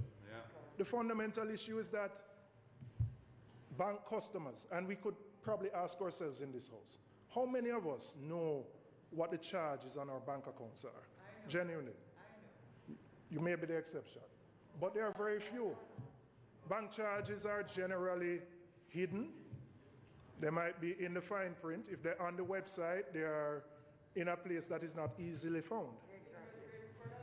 So, Madam Speaker, we still have to address the issue of the protection of bank customers. Now, I know the minister said he doesn't support what he calls price fixing. But the member from South St. Catherine retabled his bill in October 2020. Why have we not brought this bill back to the House so that it can be subject to a full debate and discussion? I mean, even if you don't support a clause or a part of the bill, it can't be that we leave this bill hopefully to die when the issue of bank fees remains a big one for the majority of bank customers. So, House Leader, I'm saying to you with responsibility for the House, bring back the bill. Make we discuss it. Make we debate it. If you have an issue with a clause, say what the issue is. But let us not discard what the member has spent a lot of time and effort putting together to advance the interest and protection of the Jamaican customer. Madam Speaker, we must always narrow the gap and uplift our people. Madam Speaker, directly related to the cost of living crisis is the matter of gas prices. Over the last year alone, gas prices have increased by over 60% in the last year. 60% in the last year. This has put a significant burden on not just the traveling public, but on everybody, as businesses are faced with increased costs and have had to pass these on to their customers. Between January 7th last year and February 10th this year, and I use February 10th because that's the date the documents were tabled in the House, the ex-refinery price of 87 octane has moved from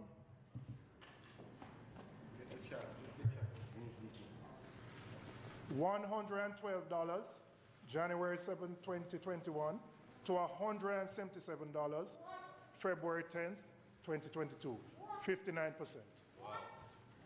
90 has moved from $118 January last year to $182 February last month. 59% increase. And this is ex-refinery. Diesel has moved from $113 January 7th to $179 February 10th, 58%. Now, Madam Speaker, if I include the recent increases since February 10th, the total increase over a 12-month period would be 60-65%. And this is ex-refinery, which means it doesn't include what dealers and the companies mark up. Doesn't include that. But for ease of comparison, I used what Petrojam gave. Madam Speaker, as we know, when the price goes up, it goes up in dollars. But when it come down in cents. And Madam Speaker, yesterday, it went up by $4.50. And what is happening now with the psyche of our people, we all wait on a Wednesday to hear what the price increase is.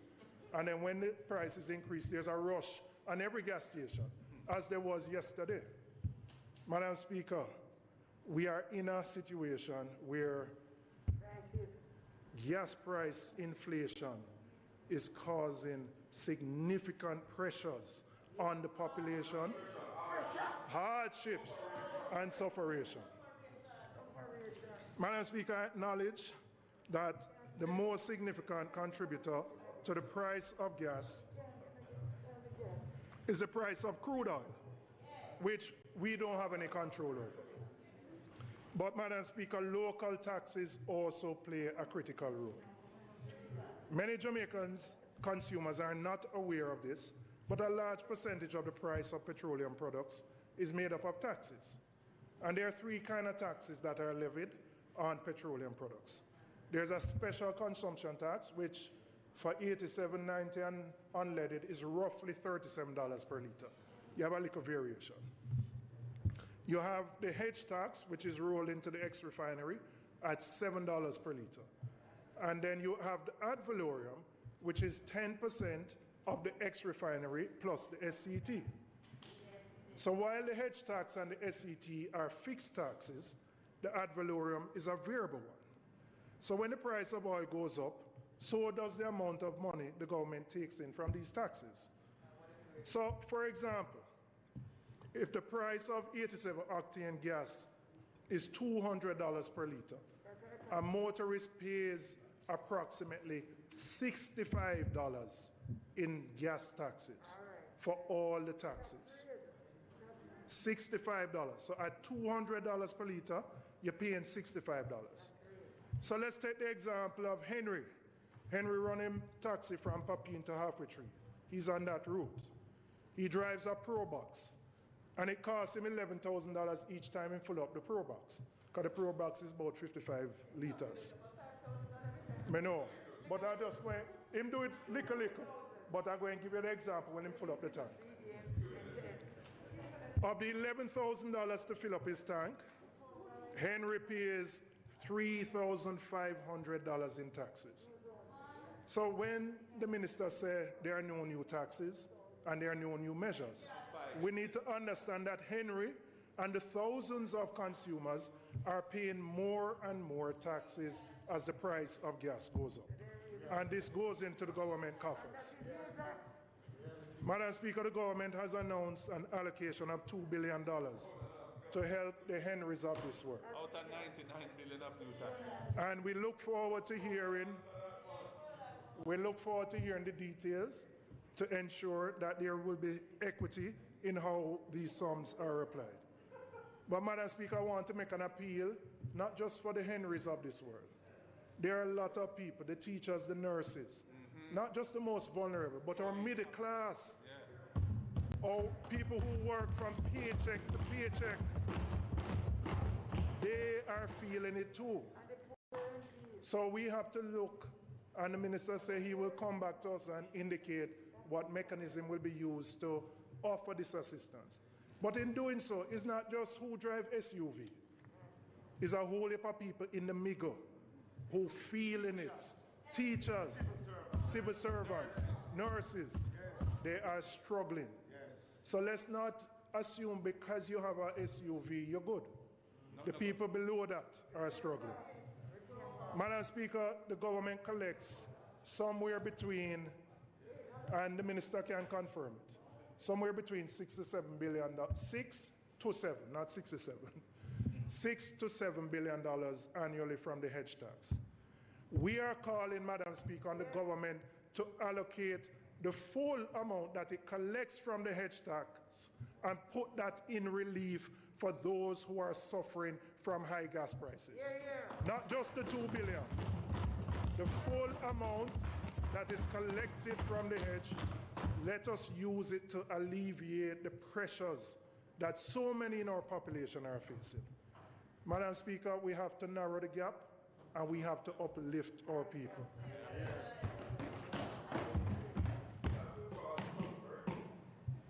Don't forget about prosperity. Madam Speaker, It's reform and ridiculousness. in terms of energy, this government has been slow in running its leg of the relay race and has dropped the baton on several issues. The energy portfolio has seen a revolving door of ministers, and we are behind in our quest to diversify our energy mix. Jamaica finds itself at the mercy of international currents, where every step forward towards economic growth is stymied by the threat of fiscal destabilization due to high energy costs. When we left office in 2016, we were on track to achieving a very ambitious target that we had set of having 20% of our energy mix from renewables and 30% by the year 2030. The Prime Minister has expressed a desire for that to move to 50% by 2030, not just 30. But Madam Speaker, vision without execution is mere hallucination. Vision without execution is mere hallucination. When we left office, Madam Speaker, we had started a request for proposal to identify investors for 115 megawatts of renewable energy. Since then, Madam Speaker, no RFP has been issued. Wow. There is an RFP to be executed by the generation procurement entity in the Ministry of Energy, coming out of the integrated resource plan. But, Madam Speaker, the RFP is yet to be issued. And, Madam Speaker, we don't have time. We need to issue this RFP because there's going to be a lag between the procurement and the implementation of this project, which may be possibly 2 years or 3, right? Madam Speaker, I also want to raise concern about the status of our public sector energy efficiency and conservation program. Yes. We started this program, it was funded by the IDB, and it was meant to, and I believe at the time it was about $30 million. We replaced the old air conditioners. We reduced the heat load on the roofs. We did the installation of solar panels, replaced LEDs. And this was supposed to realize significant reduction in consumption for the public sector, because the public sector is one of the largest consumers of electricity. Madam Speaker, we need an update on the status of this project. Yeah. Where are we? Have we accomplished the goals that were set out when the project started? My understanding is it has stalled, and I don't know why it has stalled, but it is needed more now than any other time in our history. We need an update. The Minister of Energy is not here, but he needs to provide the country with an update.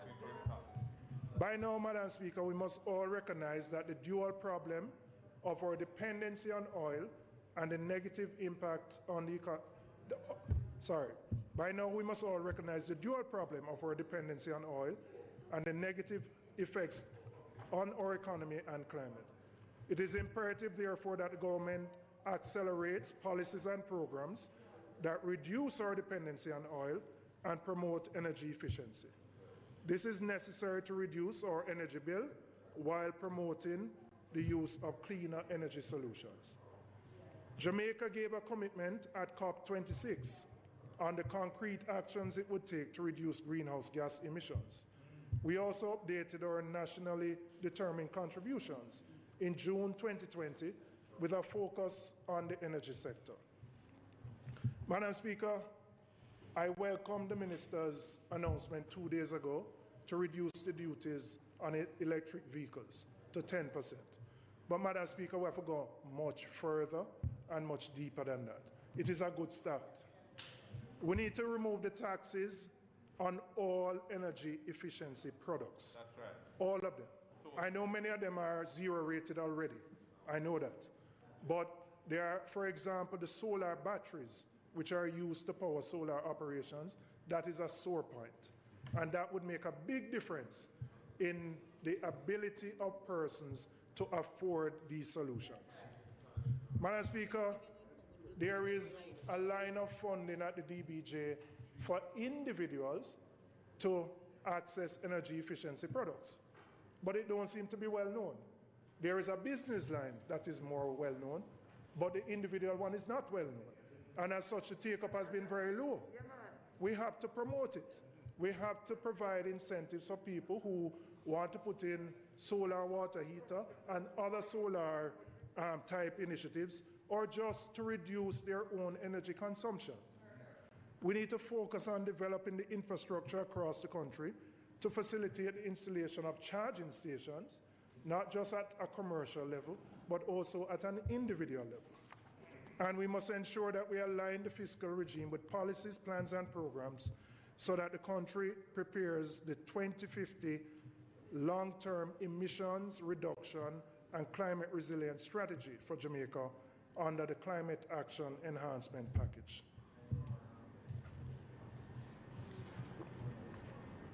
Madam Speaker, I want to turn my attention to the proposal by the government to divest itself of the 20% shares in JPS.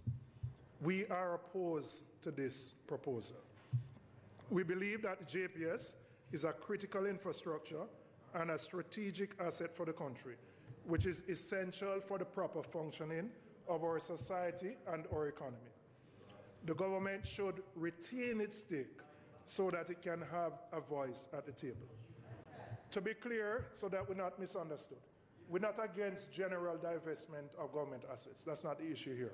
And the government has proposed other assets for divestment. We don't take any issue with that.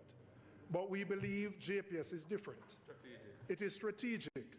And given the impact of energy costs on business competitiveness and the cost of living for Jamaica, we believe it's imperative that the government has a seat at the table and has a voice.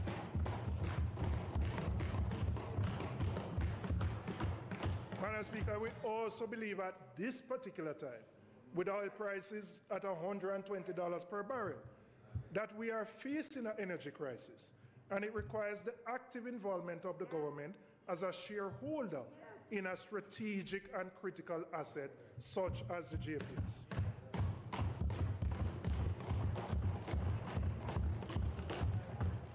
Madam Speaker, there are other reasons why we oppose the divestment. The divestment seems to be motivated simply by a desire to raise revenues to meet some general budgetary activities. And there doesn't seem to be any strategic intent in that divestment. Madam Speaker, we are also concerned about how a fully privatized entity would handle the issue of electricity theft, which accounts for about 20% of JPS losses, and for which paying customers pay for those losses. Now, Madam Speaker, to be clear, the issue of electricity theft is not a problem JPS can resolve by itself. Cannot. It will require the active involvement of the government to facilitate consumers of electricity to become customers of the JPS by making it easier and more affordable to connect legally to the grid. There's virtually no money for it. Madam Speaker, there is a common misconception that the people who quote-unquote thief electricity only do it because they have no desire to play by the rules. It's not true. All of us in this House have sections of our constituencies where those activities are prevalent. And they're prevalent because to wire, you don't have that, Frank? You must be one of the exceptions. Southeast St. Elizabeth is a rich constituency. But, Madam Speaker, to wire a small house and to get it passed by the government electrical inspector. 150 grand. Well, I was going to say 70 or 80 grand. Well, it gone up. No, Madam Speaker, at 100, 150,000. We know people cannot afford these costs. They can't. And so it will require the government playing an active role to encourage and facilitate those who want to connect legally. Very important. Now, there are some who don't want to connect. And the ones who don't want to connect legally, then law enforcement have to deal with it. Yeah. But I will tell you my own experience from my own constituency, where we did it in McGregor Gardens. We were able to move from three paying customers to having 80% of the community become paying customers. And we had the prepaid thing where they could buy credit and put it in the meter and they could consume electricity. Madam Speaker, in a privatized JPS, I don't know what will happen. I believe the government must retain its stake. We are in an energy crisis and we must have a voice at the table. Social issue. That is a huge social Madam Speaker, crises and opportunity usually present themselves at the same time. And from the most recent energy shock, we must seize the opportunities. To support the new diverse energy economy of Jamaica, we will need significant human capital and skilled workers to design, create, and maintain systems. We will need, for example, mechanics for the electric cars, electricians trained in renewable technology, energy economists and auditors, and a slew of other professionals to support a local renewable industry. We need to put in place the training and the capacity building ahead of time so that when more of these electric cars come, we have the capacity to maintain them. Madam Speaker, that is how we will narrow the gap and uplift our people.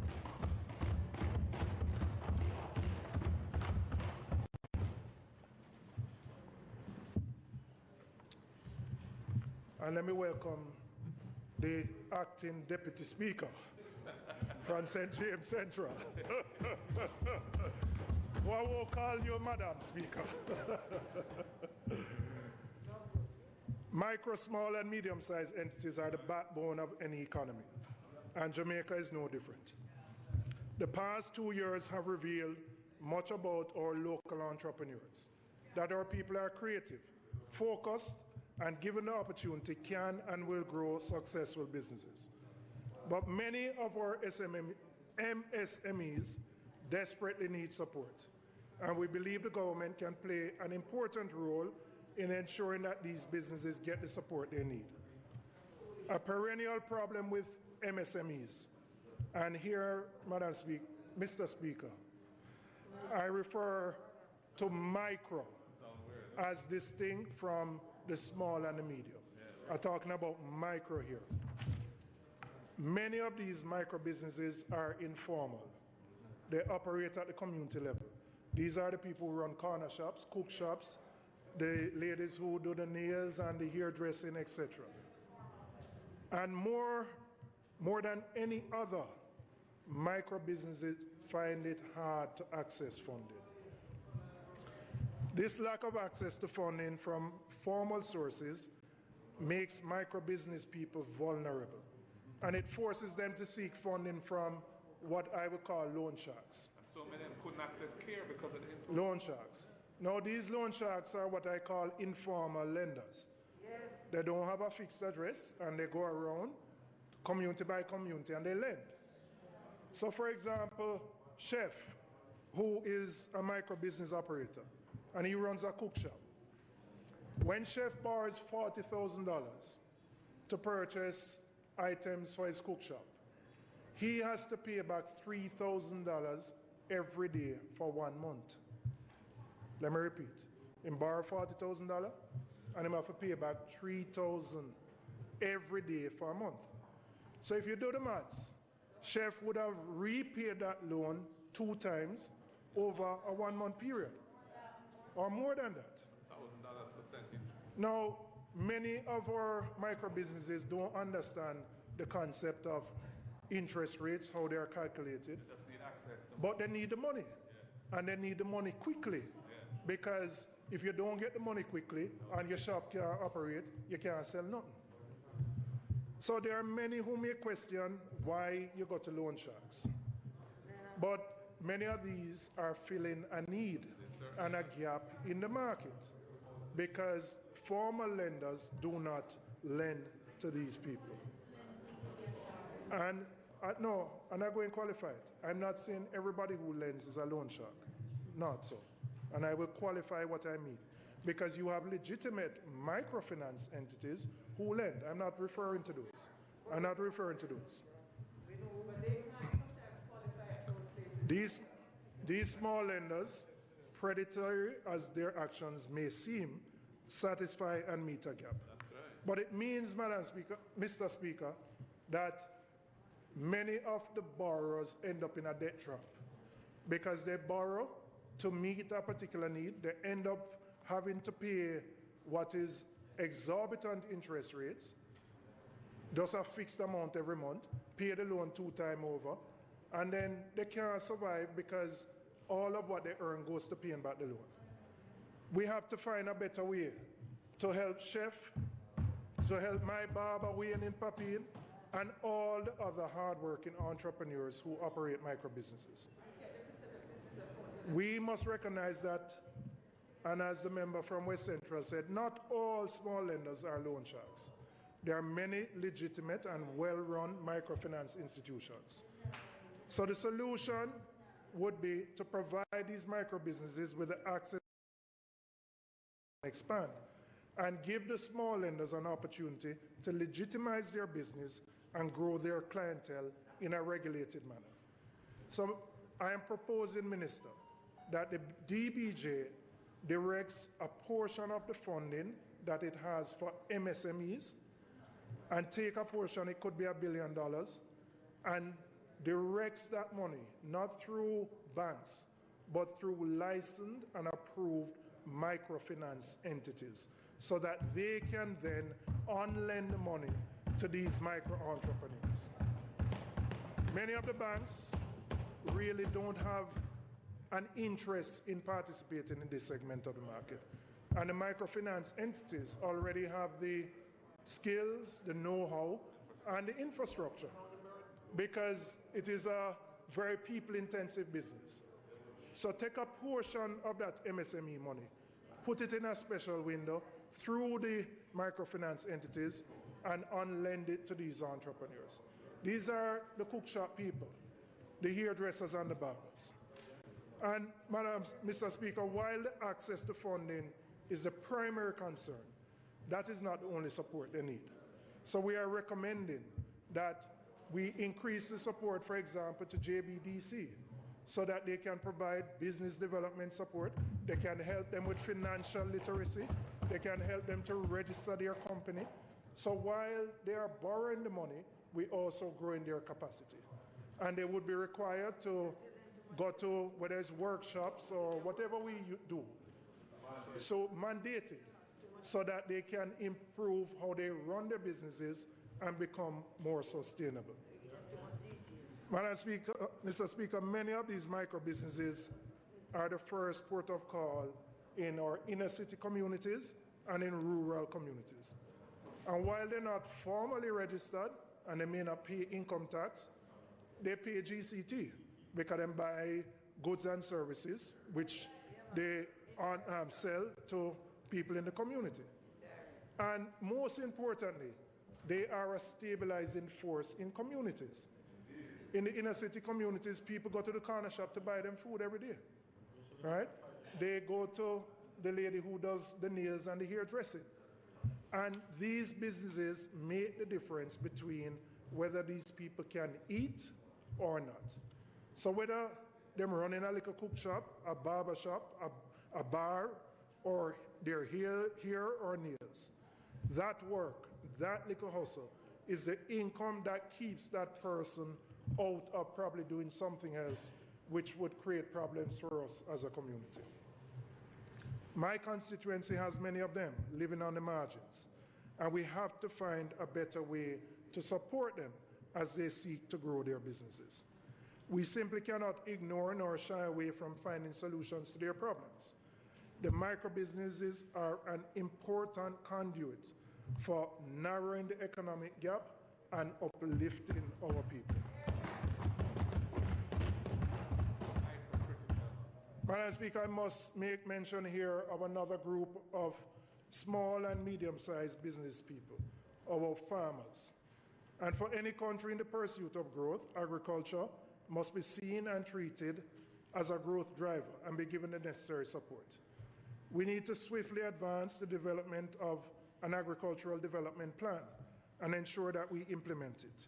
We must expand our traditional crops to maximize export earnings and develop value-added and value chain growth, as well as support the expansion of brand Jamaica globally. And we do have globally recognized brands, or Blue Mountain Coffee or cocoa already have significant competitive advantages globally. We have to expand our domestic crop production. Ganja is another one, and cannabis. We have to expand domestic crop production to address food security. So as we deal with the issues of the increasing cost of wheat, which will translate into higher prices for flour, we have to examine whether using cassava, breadfruit, other things, we can use as substitutes, so we don't have to depend on the wheat for flour. I'm going to get to that, the cost of fertilizer as well. Madam Speaker, we have to increase the use of technology and innovation.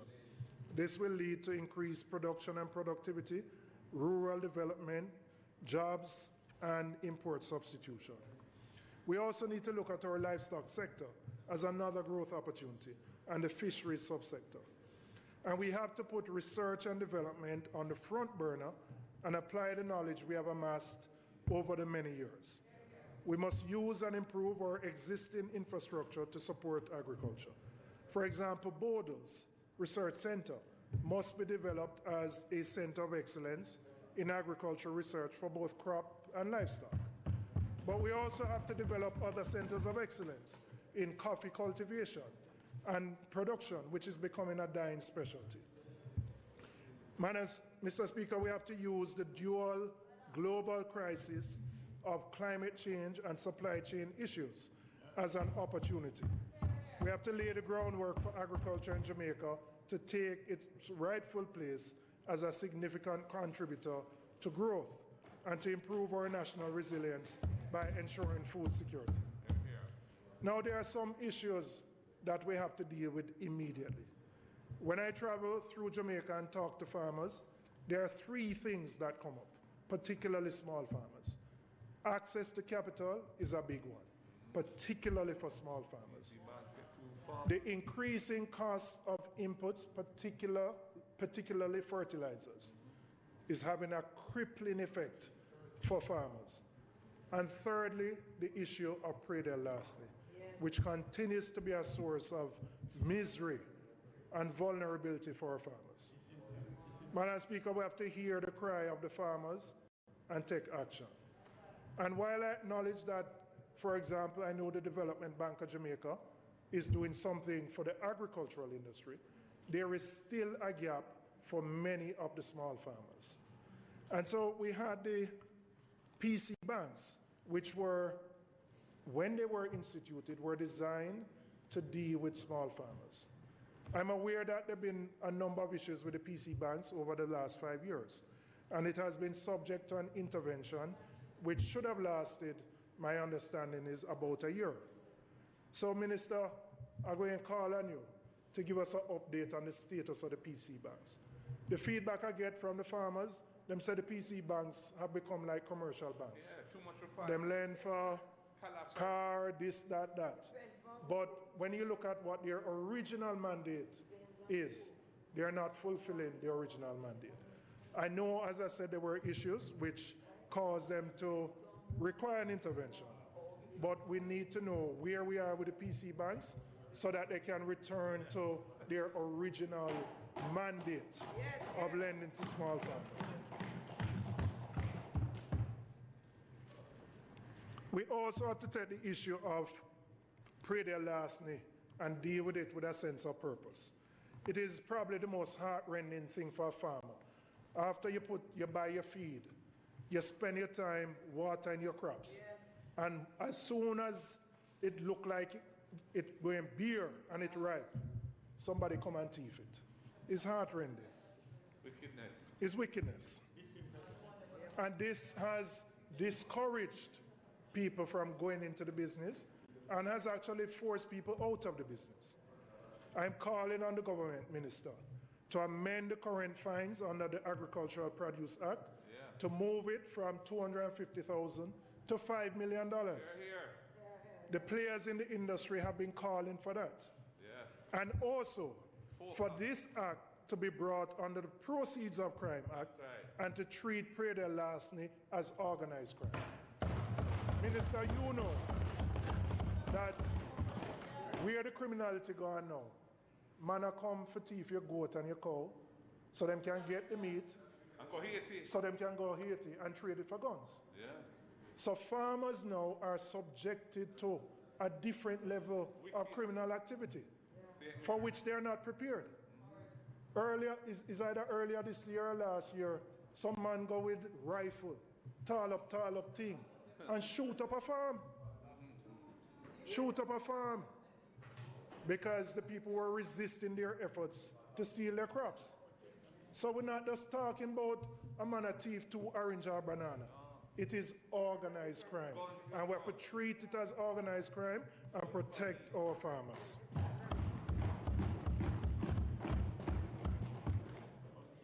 Madam Speaker, farmers are self-reliant. They work hard. They're not seeking handouts. They're asking for support tailored to their needs. Investing in the agricultural sector, specifically in small farmers, will help us to narrow the gap and uplift a significant number of our people. Madam Speaker, I want to turn now to one of the most important challenges of our time. How do we resolve the crisis in education? The COVID pandemic has been truly devastating to a whole generation of students. And a report by Professor Orlando Patterson and his team has revealed many inconvenient and disturbing truths about the state of our education system, even before COVID. If we are honest with ourselves, none of us should be surprised by the conclusions of the Patterson report because they echo what previous reports would have said. We have never been short on the analysis. What we are short on is the discipline and the political will to ensure that reforms are implemented. Now, Minister, in Parliament last week at Standing Finance, I'd asked you some questions on the state of the learning loss. And when I heard the answers that you provided, I was a little skeptical about the data that you were providing. And I checked with some principals in my constituency and otherwise. And Minister, I have to tell you, there is a big disconnect between what you have reported here and the reality taking place in the schools. A big disconnect. So for example, there are schools that I've checked for which there's not been any diagnostic testing at all. Not even one student has gotten a diagnostic test. And for some schools, yes, they have received tests, but they wouldn't consider it a diagnostic test. So, Minister, I believe the problems that we are in are worse than they are being reported. And I want to encourage you to personally go visit some of the schools with your education officers. Sit down and talk to the principals. Hear firsthand. Don't rely on what is reported to you. Right? Because, Madam Speaker, Mr. Speaker, the worst response to a crisis is to not acknowledge the extent of it. And I believe we don't know the full extent of the learning loss. And if we don't know the full extent of the learning loss, we simply can't put in place appropriate programs to deal with the learning loss.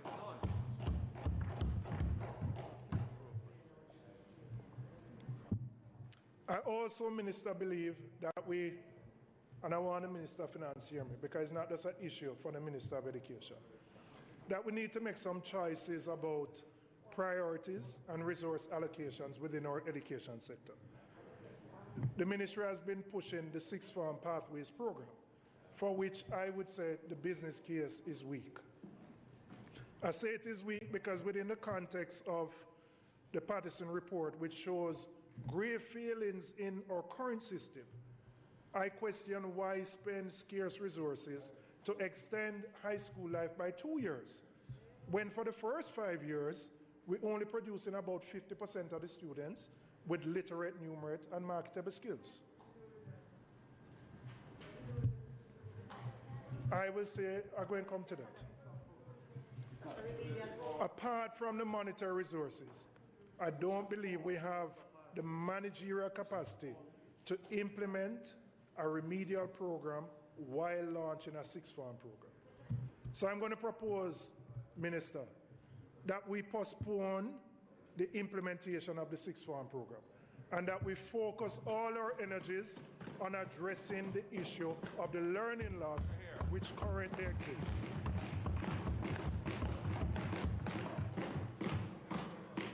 We must with urgency begin a national conversation and consultation about way forward. In the 60th year of our independence, we can't accept that half of the students who spend 10 years in formal education leave illiterate, innumerate, and have no employable skills. And let me be clear, I'm not making a political point here, because this has existed over a long period of time. But we have to deal with it now, because we can't grow an economy if you don't have a competent, educated workforce. And education still remains the vehicle of upliftment for the vast majority of Jamaicans, particularly poor Jamaicans. So we don't have a lot of money. And in the context of having scarce resources, we have to choose how we spend the money. So we have to deal with the students who have missed, frankly, 2 years of school. But we have to assess the extent of the problem to know how to solve the problem. And I don't believe we are here. If we look at the issue of the Patterson report, I must confess that I was disappointed that there was no allocation in the budget to begin the process of transformation as recommended by that report. Yeah. It calls for additional expenditures of about $2.5–3 billion annually. But even before we get to the additional expenditures, we have to prepare for the implementation of the report. And I was disappointed that we don't seem to have an allocation to put a secretariat team together, whoever would manage this process of overseeing the implementation of the Patterson report. The ministry is weak. And I don't know that it can be done within the ministry, that you would need a separate entity to work alongside the ministry. But we have to start the process now, because time is not on our hands. So even if we don't have the budgetary allocation to do everything, the short-term goal of putting in place a team must begin with a sense of urgency. So I hope, Minister, that it may not be from you, may be from the Minister of Finance or the Prime Minister, that we get an update on where we are with implementing the recommendations. We have done reports. We did the Ray Davis report and we started a process of transformation. That didn't continue. We now have the Patterson report. Let us ensure that the mechanism for implementation is bipartisan, that we get the best and the most talented people to oversee the process, and that we can make a difference in dealing with the shortcomings in our education system. Our education system presents the opportunity to narrow the gap and to uplift our people. Madam Speaker, as we seek to improve the fundamentals and the foundations of our economy with investments and improvements in our MSMEs, we must also make ourselves ready for the future of work. I would consider myself a young man, but when I attended the greatest high school in Jamaica, I know the member from East Central St. Catherine would clap. You want me to repeat, Big Rob? When I attended the greatest high school in Jamaica. And when I went to Career Day, Madam Speaker, when I went to Career Day, there was nobody who said, do you want to become a YouTube content creator? Do you want to become an app UX designer? Or do you want to become a cryptocurrency miner? Because those kind of careers never existed. The world our young people are coming to is increasingly one that is digitized, mobile, and decentralized, and looks nothing like what most of us experienced when we were in high school. So, Madam Speaker, when we talk about narrowing the gap and uplifting people, we are speaking of the sort of visionary leadership that drives success, opportunity, and innovation. When in the 90s, led by the member from East Kingston and Port Royal, when we broke the telecoms monopoly, that triggered a whole set of small and medium-sized industries whose operations today has been facilitated by that move. In the upcoming decades, many activities that are currently being carried out by people will become automated, but some professions will remain. Robotization, automation, digitalization will have a major impact on the labor force and the modern workforce. Data shows that the most promising careers of the future consist of work that complements machine work, or work that largely depends on human skills, creativity, innovation, and therefore cannot be replicated by a computer. In other words, Madam Speaker, the future of work has already arrived for a large majority of our workforce. As a result, Jamaica needs to think of the industries of the future that will create economic growth and, importantly, think through what our workforce will need to be able to participate in these industries. Madam Speaker, when we speak about the future of work and the industries of the future that will lead us to economic growth, we have to think about the areas where Jamaica has displayed prowess, competence, and accomplishment. For us, that clearly must include the cultural and creative industries. There is a vast unrealized opportunity for people and for our economy to capitalize in the creative and cultural industries. Let us look at the potential, for example. In 2020, the music industry globally was represented $23 billion US. The sports market globally reached a value of $388 billion in 2020 and is projected to reach $826 billion by 2030. The global film and video market is expected to reach $410 billion by 2030. So Jamaica needs to secure its place in this global creative economy. But we won't secure our place by accident. We need to be deliberate and we need to be strategic. And we need to take it seriously. So what do I mean by taking it seriously? It is recognizing that the creative and cultural industries are more than dance, stage show, and round robin. And those are important, but they are much more than that. And that there's much more to be done on a policy and governance level to reach our full potential. So, Madam Speaker, we on this side welcome with the same anticipation as the Minister the reopening of the entertainment sector. And while I don't know the Minister friend, Keisha, the one he spoke about on Tuesday, I expect that when the industry is reopened, you know Keisha? You know Keisha?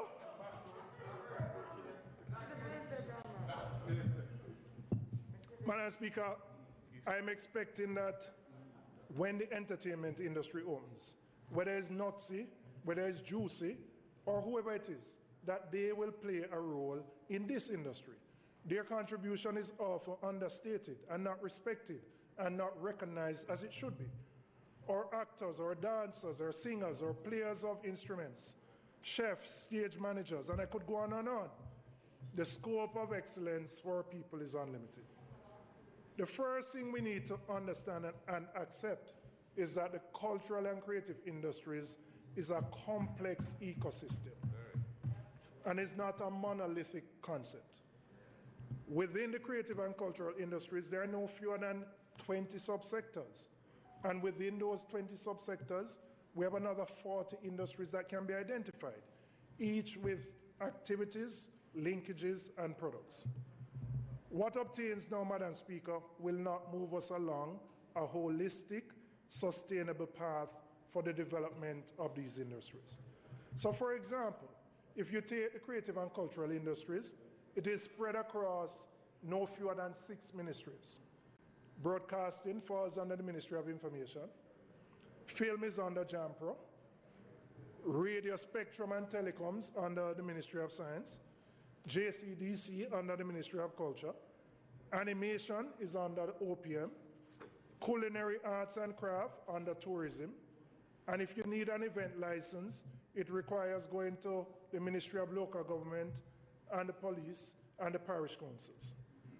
The practical result of this fragmentation is that some of our practitioners fall through the cracks. And I'll give you a real example of someone who is a potter. He's registered on the Creative Registry, but when the government assigned relief funds last year under the CARE program, he went on the website to look if his sector was identified, but it wasn't. Now we have a rich history of potters, from Cecil Barr, Jean Pearson, and others. But for some reason, potters were not identified in that subsector. So while musicians and actors, animators, and others got some relief, potters didn't. And I use potters as an example because there are probably many other industries and sectors within the creative sector that were also not captured. The absence of structure and fragmentation is replicated in the classifications by Statin in recording the contribution of the creative industries in the national accounts. For sure, its contribution is understated because although the various aspects of the industry are recorded, they are not identified collectively. So we don't really know the size and scope of the creative industry. Even within government, we don't have full accounting of the assets that we have within the public service. So we need to start with one very low-hanging fruit, which is to do an audit of the industry to determine what we have so that we can plan and go forward knowing the assets that we have. The information and data is needed to plan properly. And without that, we won't be able to leverage or maximize our full potential. We need to make some fundamental decisions on how we deploy our resources in support of development. We have success stories. We have world-class artists. We have world-class sportsmen and women. And we need to ensure that they don't become the one-offs, but we put in place a system so that we can produce more and more of those as a matter of course. Taking our creative industries and creative and cultural industries seriously requires a recognition that these assets are worthy of government attention, policy solutions, and investment. And it will require discussion, consultation, and re-education of our leaders and technocrats, but we must begin now. Investing in our creative and cultural industries is one sure way that we can narrow the gap and uplift our people. Hear, hear.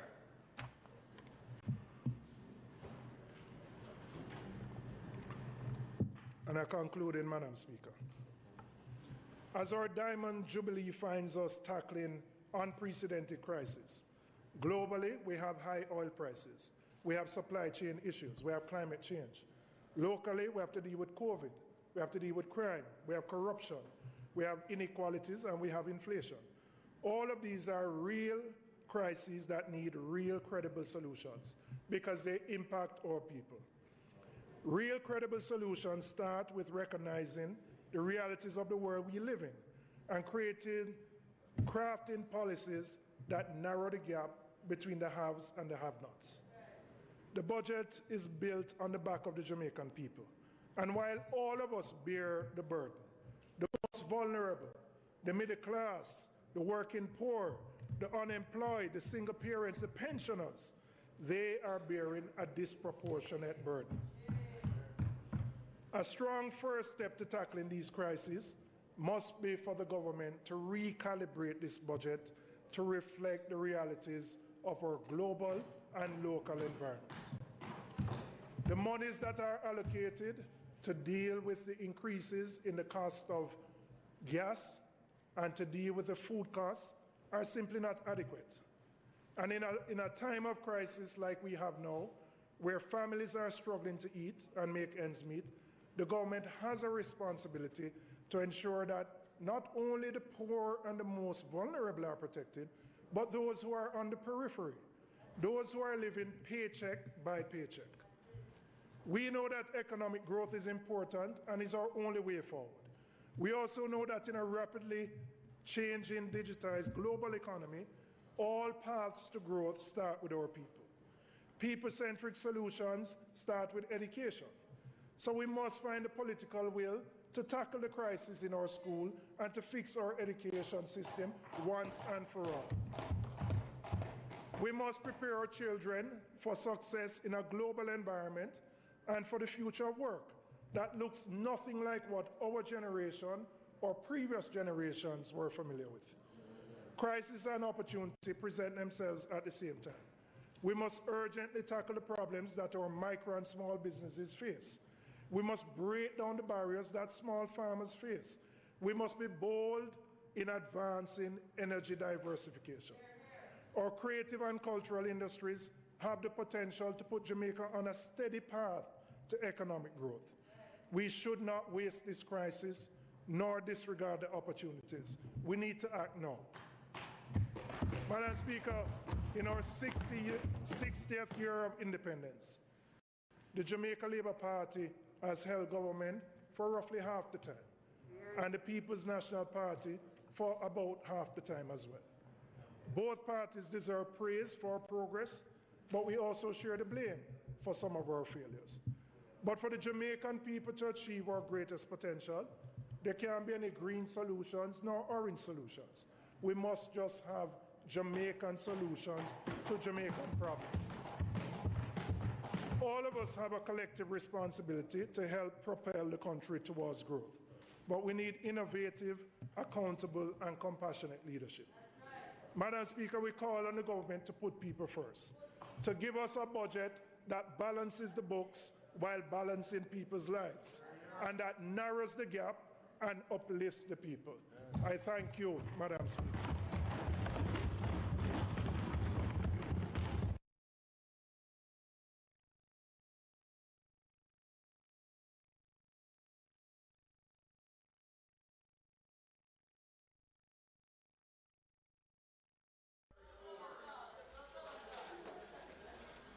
Giving some time for the member to be patted on the back and to bask in the moment.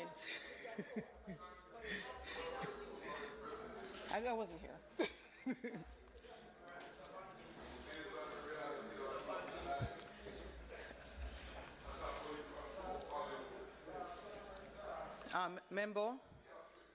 Members, I enjoyed the presentation.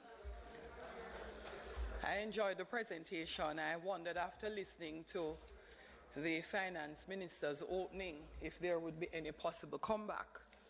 Not to rain on your parade, I really would have Madam preferred Speaker, to... could you allow me 1 minute? I noticed my speech was circulated with this. I wasn't aware of it.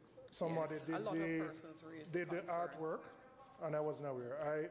I've been in this house long enough to know that this is not acceptable for the House of Representatives. Thank you so much. I just want to apologize.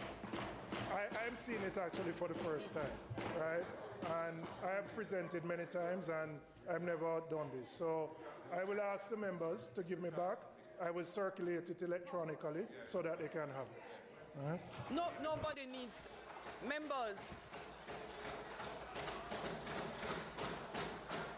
Members, I leave the House Leader to speak, and I'm going to ask that no other member make any contribution in this regard. Member Robinson, I appreciate the stance that you took. Persons actually did complain, and I asked them to just be quiet about it because today was your moment, and I really didn't want us to bring any negativity to your presentation and the time delivering. So I really appreciate it. I was asking to leave it for another time, and persons indicated they really wanted to raise it because it had never happened in the House before. House Leader? Madam Speaker, I am always fascinated by not just your eloquence, but your even-handedness in dealing with matters. And I think that the member who really gave an excellent presentation is mindful of the error and has appropriately referenced correction, and we accept it.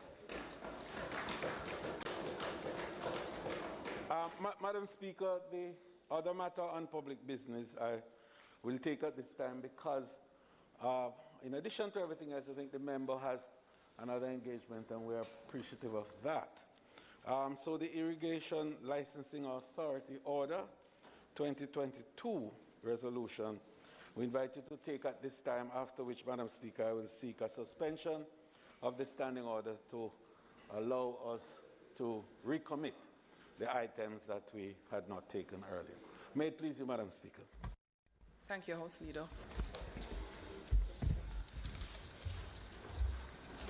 Minister Charles. Thank you, Madam Speaker. Thank you to our House Leader as well.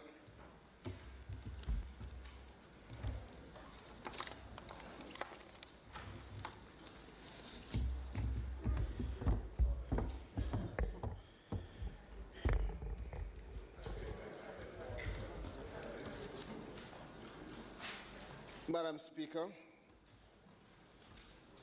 table before this Honourable House is the Irrigation Licensing of Authority Order 2022 and the Irrigation Licensing of Authority Order 2022 resolution. Now, as a matter of background, the Honourable House is advised that Section 4 of the Irrigation Act empowers the Minister to license by order, subject, of course, to affirmative resolution, a company to be the irrigation authority for the purposes of the Act. A company so licensed shall be responsible for the implementation of the provisions of the Act in relation to all irrigation areas and restricted areas. The National Irrigation Commission Limited, NIC, is a wholly owned government company incorporated under the Companies Act of Jamaica, and it was so licensed subject to affirmative resolution on July 5, 2011 for a period of 10 years by virtue of an order entitled the Irrigation Authority Licensing of the National Irrigation Commission Limited Order 2011. The order was thereafter gazetted and took effect on July 11, 2011 and subsequently expired in 2021. Consequently, it has become necessary for the further licensing of an entity as the Irrigation Authority to continue to carry out the functions under the Act, and in 2021, the erstwhile Minister responsible for Agriculture and Fisheries then took the decision to further license the NIC as the Irrigation Authority for a further period of 30 years. And this Honourable House is further advised that the rationale and the justification for granting the increased licensing term of 30 years to the NIC is 1, to provide greater stability and entrenchment of the NIC as the Irrigation Authority, 2, to facilitate long-term infrastructural planning and implementation of projects, including the retention of long-term leases, some of which are in excess of 10 years, as we know. 3, to leverage investment opportunities with external or multilateral entities, envisioning both short-term and long-term investments. 4, to promote flexibility, commitment, and security in the NIC's operations. And 5, to reduce the necessity for frequent licensing renewals, which entails a fairly lengthy legislative process. And 6, to facilitate the continuity of the Government of Jamaica's sustainable development plans, policies, and implementation processes. This Honourable House is further advised that the decision to increase the licensing term to the NIC to 30 years has received Cabinet's approval by way of Cabinet Decision number 01/22, subject, of course, again to affirmative resolution. Madam Speaker, the order therefore provides, inter alia, for the licensing of the National Irrigation Commission Limited as the Irrigation Authority for a period of 30 years from the date of commencement. It provides for the collection of revenues derived from irrigation and drainage charges and the application of these revenues to perform the functions assigned under the Act, provides for the collection of any amounts outstanding as irrigation charges or drainage charges that are due to be paid under the Act, and it provides for the transfer of persons employed to the former Irrigation Authority to the service of the authority on terms and conditions that are no less favorable than those enjoyed by those persons before the commencement of this order. Based on the foregoing, Madam Speaker, I ask this Honourable House for its full support in affirming by resolution the Irrigation Licensing of Authority Order 2022. Thank you.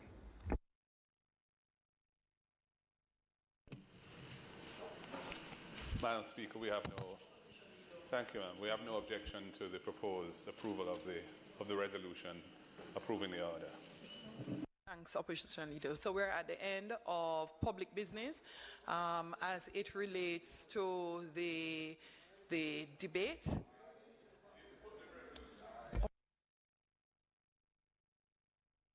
So I'm going to put the resolution and then we will go to closing the debate. Those in favor? Those against? The ayes have it. Resolution is passed. As it relates to our continued sectoral debate, we suspend. Make the motion. Madam Speaker, I beg to move for the suspension of the debate on the appropriations bill until Tuesday, the 15th of March, when the Speaker will be the Leader of the Opposition, Mr. Mark Bolden. May it please you, Madam Speaker. So, Madam Speaker, I further beg to move for the recommittal of items, reports to committee, notices of motions given orally, and statement by Minister. May it Thank please you, Madam House Leader. So the question is that we recommit reports from committees, notices of motions given orally, and then statement by ministers. Those in favor? Those against? The ayes have it. Reports from committee. Member Phillips, PAC. Madam Speaker, please permit me to speak from a seat other than my own. Thank you. You are so permitted. Madam Speaker, I beg to lay on the table of the House a copy of the following reports. Report of the Public Administration Appropriations Committee on its deliberations with the Ministry of Local Government and Rural Development regarding reports of financial and contractual irregularities at the Manchester, Hanover and Westmoreland Municipal Corporations. Second, report of the Public Administration Appropriations Committee on its deliberations with the Ministry of Industry, Investment and Commerce. Report of the Public Administration Appropriations Committee on its deliberations on the impact of the coronavirus COVID-19 pandemic on the tourism sector. Report of the Public Administration Appropriations Committee on its deliberations on the conflict resolution initiatives of the Ministry of Justice. Report of the Public Administration Appropriations Committee on the deliberations with the Ministry of Agriculture and Fisheries on the coronavirus COVID-19 measures to revive the sector. Madam Speaker, I beg to give notice that at the next meeting of the House, I will move the following motions. Be it resolved that report of the Public Administration Appropriations Committee on its deliberations with the Ministry of Local Government and Rural Development regarding reports of financial and contractual irregularities. Member Phillips, I'm going to hold as it relates to your report from committee, and we will continue with some additional reports from committee, problem. After which we will go to notices of motion. Thank you very much, Madam Thank you very much, Member. Member Whittle. Thank you, Madam Speaker. Madam Speaker, I beg to lay on the table of the House a copy of the following reports. Report of the Regulations Committee of the House of Representatives on its deliberations on the Radio and Telegraph Control Private Radio Service Amendment Regulations 2022. The report of the Regulations Committee of the House of Representatives and its deliberations on the Radio and Telegraph Control Maritime Mobile Radio Service Amendment Regulation 22, 2022. The report of the Regulations Committee of the House of Representatives and its deliberations on the Telegraph Control Amateur Radio Service Amendment Regulation 2022.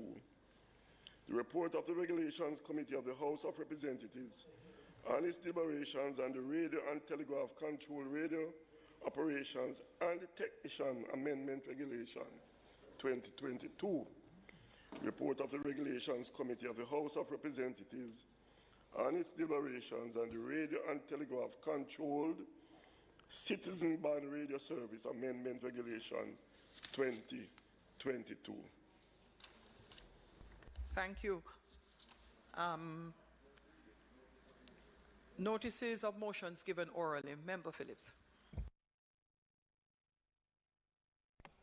Madam Speaker, I beg to give notice that at the next meeting of the House, I will move the following motions. Be it resolved that the report of the Public Administration Appropriations Committee on its deliberations with the Ministry of Local Government and Rural Development regarding reports of financial and contractual irregularities at the Manchester, Hanover and Westmoreland Municipal Corporations, which was laid on the table of the House on the 10th day of March 2022, be approved. Be it resolved that the report of the Public Administration Appropriations Committee on its deliberations with the Ministry of Industry, Investment and Commerce, which was laid on the table of the House on the 10th day of March 2022, be approved. Be it resolved that the report of the Public Administration and Appropriations Committee on its deliberations on the impact of the coronavirus COVID-19 pandemic on the tourism sector, which was laid on the table of the House on the 10th day of March 2022, be approved. Be it resolved that the report of the Public Administration and Appropriations Committee on its deliberations on the conflict resolution initiatives of the Ministry of Justice, which was laid on the table of the House on the 10th day of March 2022, be approved. Be it resolved that the report of the Public Administration and Appropriations Committee on its deliberations on the Ministry of Agriculture and Fisheries on the coronavirus COVID-19 measures to revive the sector, which was laid on the table of the House on the 10th day of March 2022, be approved. If it pleases you, Madam Speaker. Member Whitton. Thank you very much, Madam Speaker. Madam Speaker, I beg to give notice that at the next meeting of the House, I will move the following motions. Be it resolved that the report of the Regulations Committee of the House of Representatives and its deliberations and the Radio and Telegraph Control Private Radio Service Amendment Regulation 2022, which was laid on the table of the House on the 10th day of March 2022, be approved. Be it resolved that the report of the Regulations Committee of the House of Representatives and its deliberations and the Radio and Telegraph Control Maritime Mobile Radio Service Amendment Regulation 2022, which was laid on the table of the House on the 10th day of March 2022, be approved. Be it resolved that the Regulations Committee of the House of Representatives, the report and its deliberations on the Radio and Telegraph Control Amateur Radio Service Amendment Regulation 2022, which was laid on the table of the House on the 10th day of March 2022, be approved. Be it resolved that the report of the Regulations Committee of the House of Representatives and its deliberations on the Radio and Telegraph Control, Radio Operations and Technician Amendment Regulation 2022, which was laid on the table of the House on the 10th day of March, be approved. Be it resolved that the report of the Regulations Committee of the House of Representatives on its deliberations and the Radio and Telegraph Control Citizens Band Radio Service Amendment Regulation 2022, which was laid on the table of the House on the 10th day of March 2022, be approved. Thank you, Member. Minister Samuda.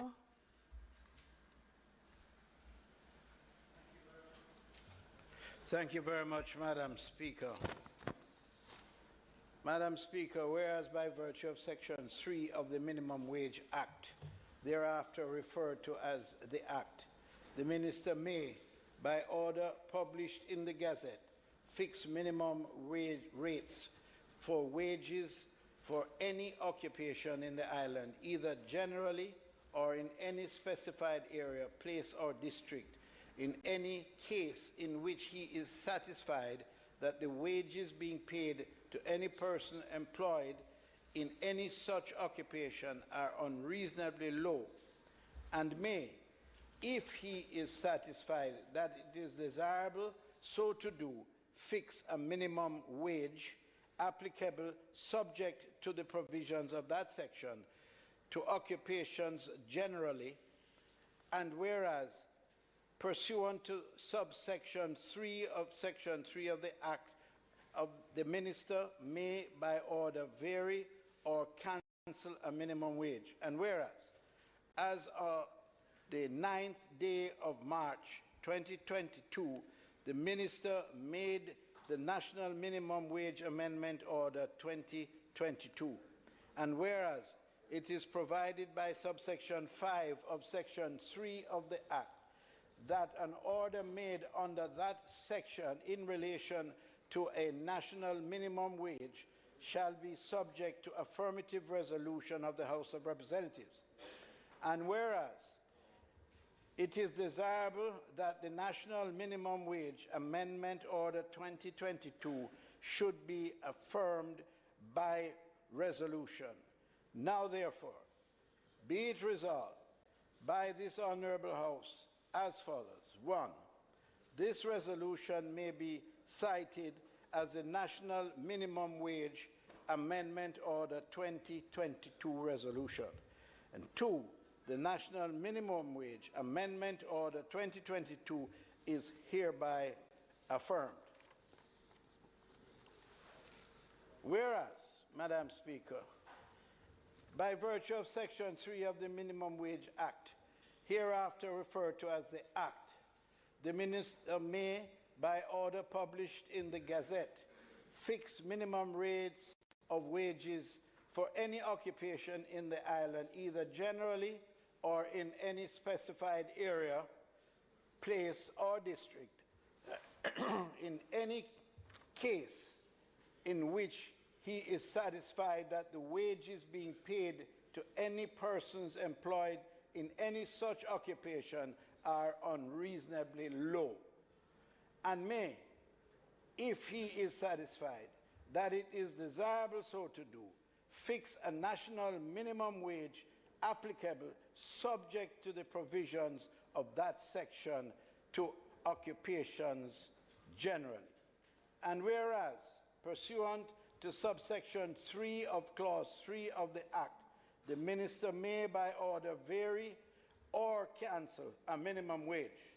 And whereas on the 9th day of March 2022, the Minister made the Minimum Wage Industrial Security Guards Amendment Order 2022, and whereas it is provided by subsection 5 of Section 3 of the Act that an order made under that section in relation to a national minimum wage shall be subject to affirmative resolution of the House of Representatives.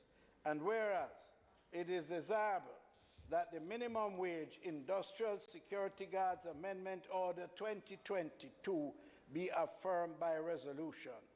Now therefore, be it resolved by this Honourable House as follows. 1. This resolution may be cited as the Minimum Wage Industrial Security Guards Amendment Order 2022 resolution. And 2. The Minimum Wage Industrial Security Guards Amendment Order 2022 is hereby affirmed. Thank you very much, Madam Speaker.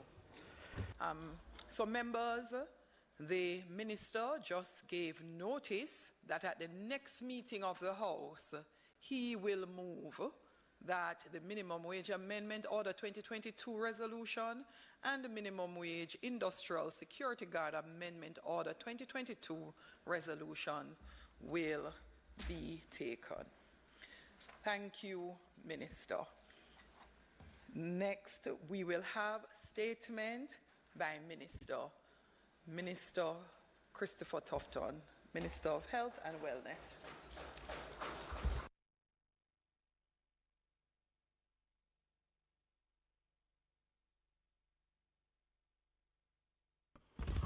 Thank you, Madam Speaker.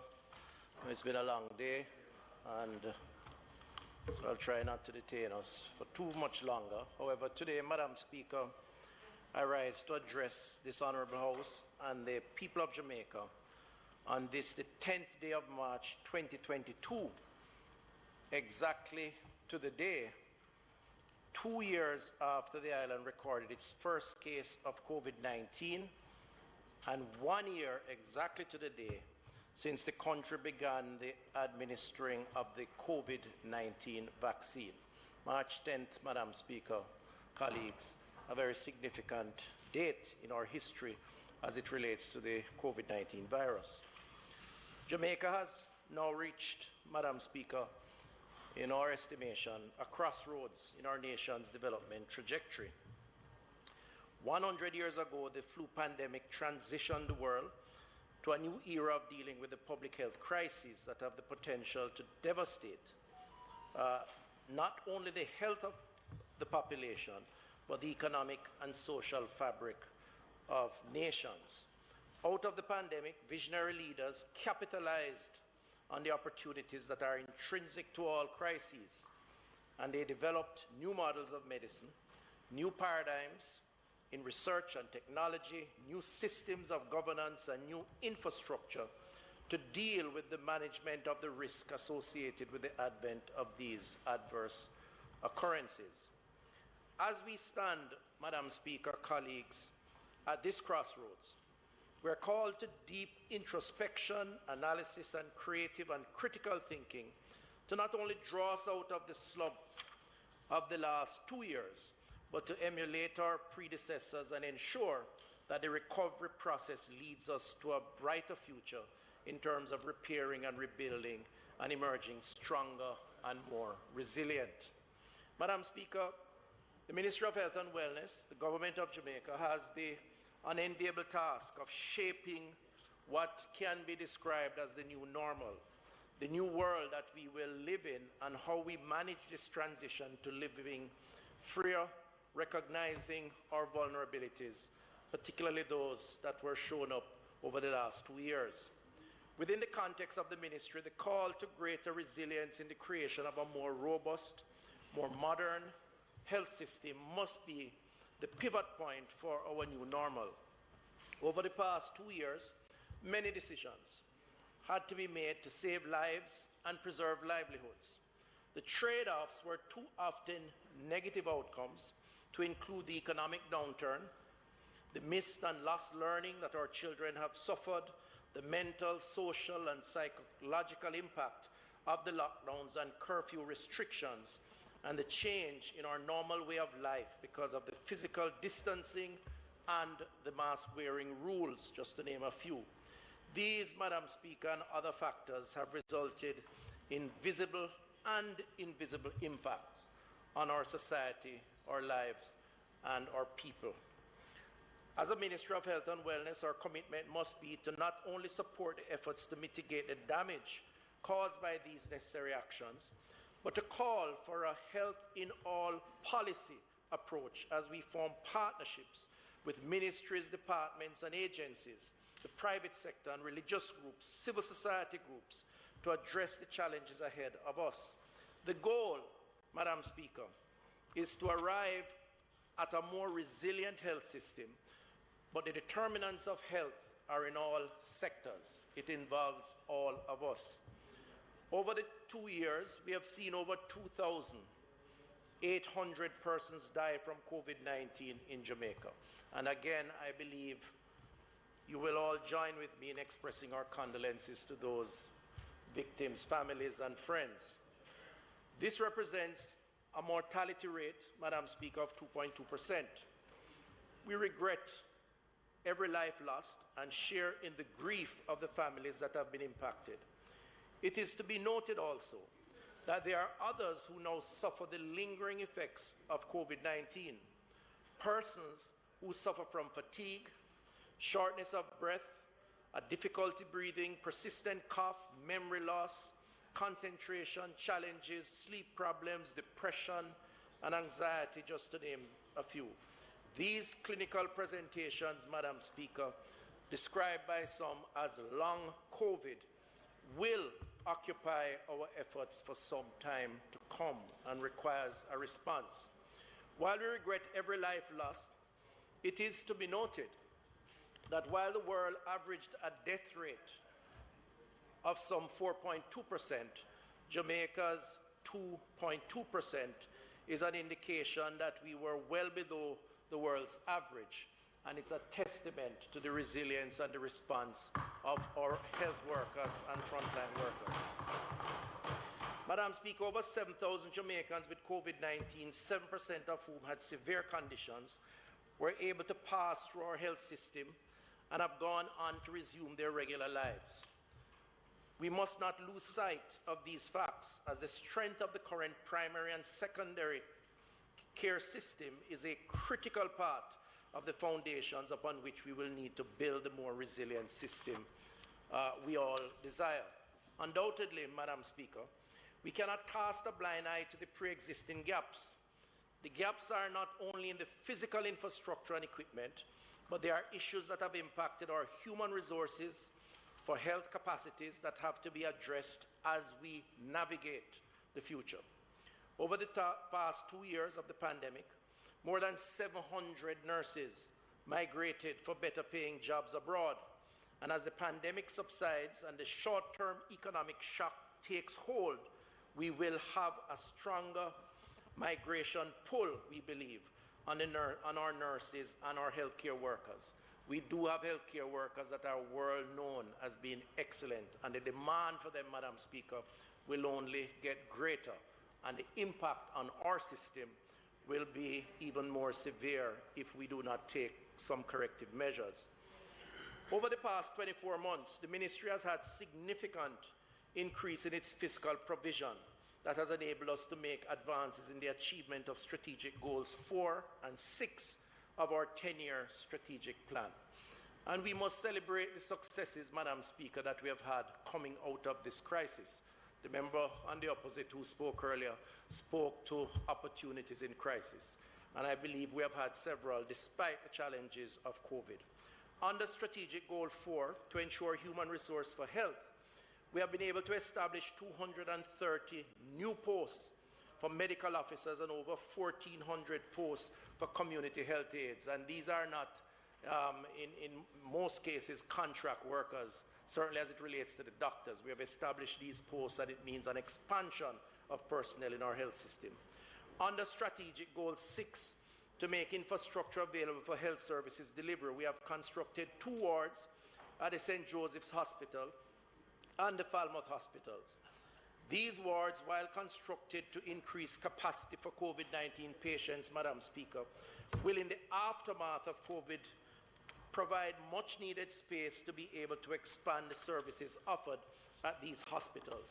In addition, Madam Speaker, the capacity to mobilize field hospitals and the infrastructure that have been put in place at the University Hospital of the West Indies, Spanish Town, Maypen, Sablamar hospitals will serve as well-needed overflow areas and be part of our contingency plans in case of disasters in the future. Madam Speaker, we are coming out of COVID.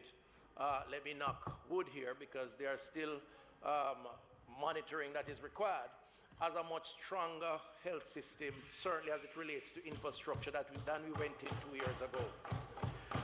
Madam Speaker, we have also done much needed improvements to infrastructure in most hospitals to improve infection prevention and control, to provide isolation areas and capacity for managing high dependency patients. This work has been done at the Kingston Public, Spanish Town, Linstead, Princess Margaret, Maypen, Lionel Town, Mandeville, Black River, Percy Jr., Noel Homes, and Anota Bay hospitals, Madam Speaker. In terms of oxygen delivery, the infrastructure for oxygen delivery has been improved significantly, with piping of several hospitals to ensure safety, efficient and reliable delivery of oxygen to patients. This includes a number of hospitals: Anota Bay, Port Antonio, National Chest, Spanish Town, Kingston Public, Maypen, Mandeville, Lionel Town, Percy Jr., Black River, Cornwall Regional, Savlamar, Falmouth, and the Noel Homes hospitals. Additionally, Madam Speaker, bulk storage capacity has been placed at Princess Margaret, National Chest, and the Cornwall Regional hospitals, with additional cylinders put in place in these facilities. In terms of ventilators and radiological intervention, Madam Speaker, and members of this House, you will remember at the start of the COVID-19 pandemic, there was a great concern that we did not have enough ventilators in the country. Over the last 2 years, the Ministry has purchased additional ventilators, and we have received donations from our partners, and through the PROMAC project, overall, we now have 167 ventilators in Ireland and have established 40 additional high dependency spaces in our hospital beds. That's over 150% increase, Madam Speaker and members of this House, to what we had 2 years ago. Our capacity for radiological interventions have also increased with the addition of 6 portable X-rays that were purchased by the Ministry. This was also boosted by donations from Japan. In terms of testing capacity, Madam Speaker, lab services at both the National Public Health Lab and the National Influenza Center, we have increased capacity for PCR testing for the detection of new and emerging pathogens. Also, there has been the establishment of gene sequencing capacity for microorganisms of PH interest at the University Hospital of the West Indies, and soon to be commenced at the National Public Health Lab. We have also commenced planning for the establishment of a biosafety lab, level 3, at the National Public Health Lab to be able to better respond to public health emergencies. We have strengthened, Madam Speaker, our surveillance capacity through increased use of available technologies. Again, strengthening our health systems where we will be better to face challenges in the future. In terms of GIS technology, we have made significant investment in GIS technology and are now able to chart and geolocate the prevalence of disease within country. Digitization of the Class 1 notification system, COVID bed occupancy, disaster management, and health facility status will now give us, in public health, and by extension the country, the ability to analyze real-time data and therefore make us better able to make timely responses in emergency situation. Madam Speaker, we are stronger over the last 2 years as a result of the COVID pandemic. Madam Speaker, there has also been increased manpower capacity to these areas that will augur well for the improvement in the use of this technology going forward. With these actions, Madam Speaker, the Ministry continues to strengthen the technical capacity to provide better support to the delivery of public health. Madam Speaker, a critical part of the COVID-19 story, 2 years on, March 10th, exactly 2 years on, must be the way in which partnerships have been used to support the collective efforts of mitigating the impact of the pandemic.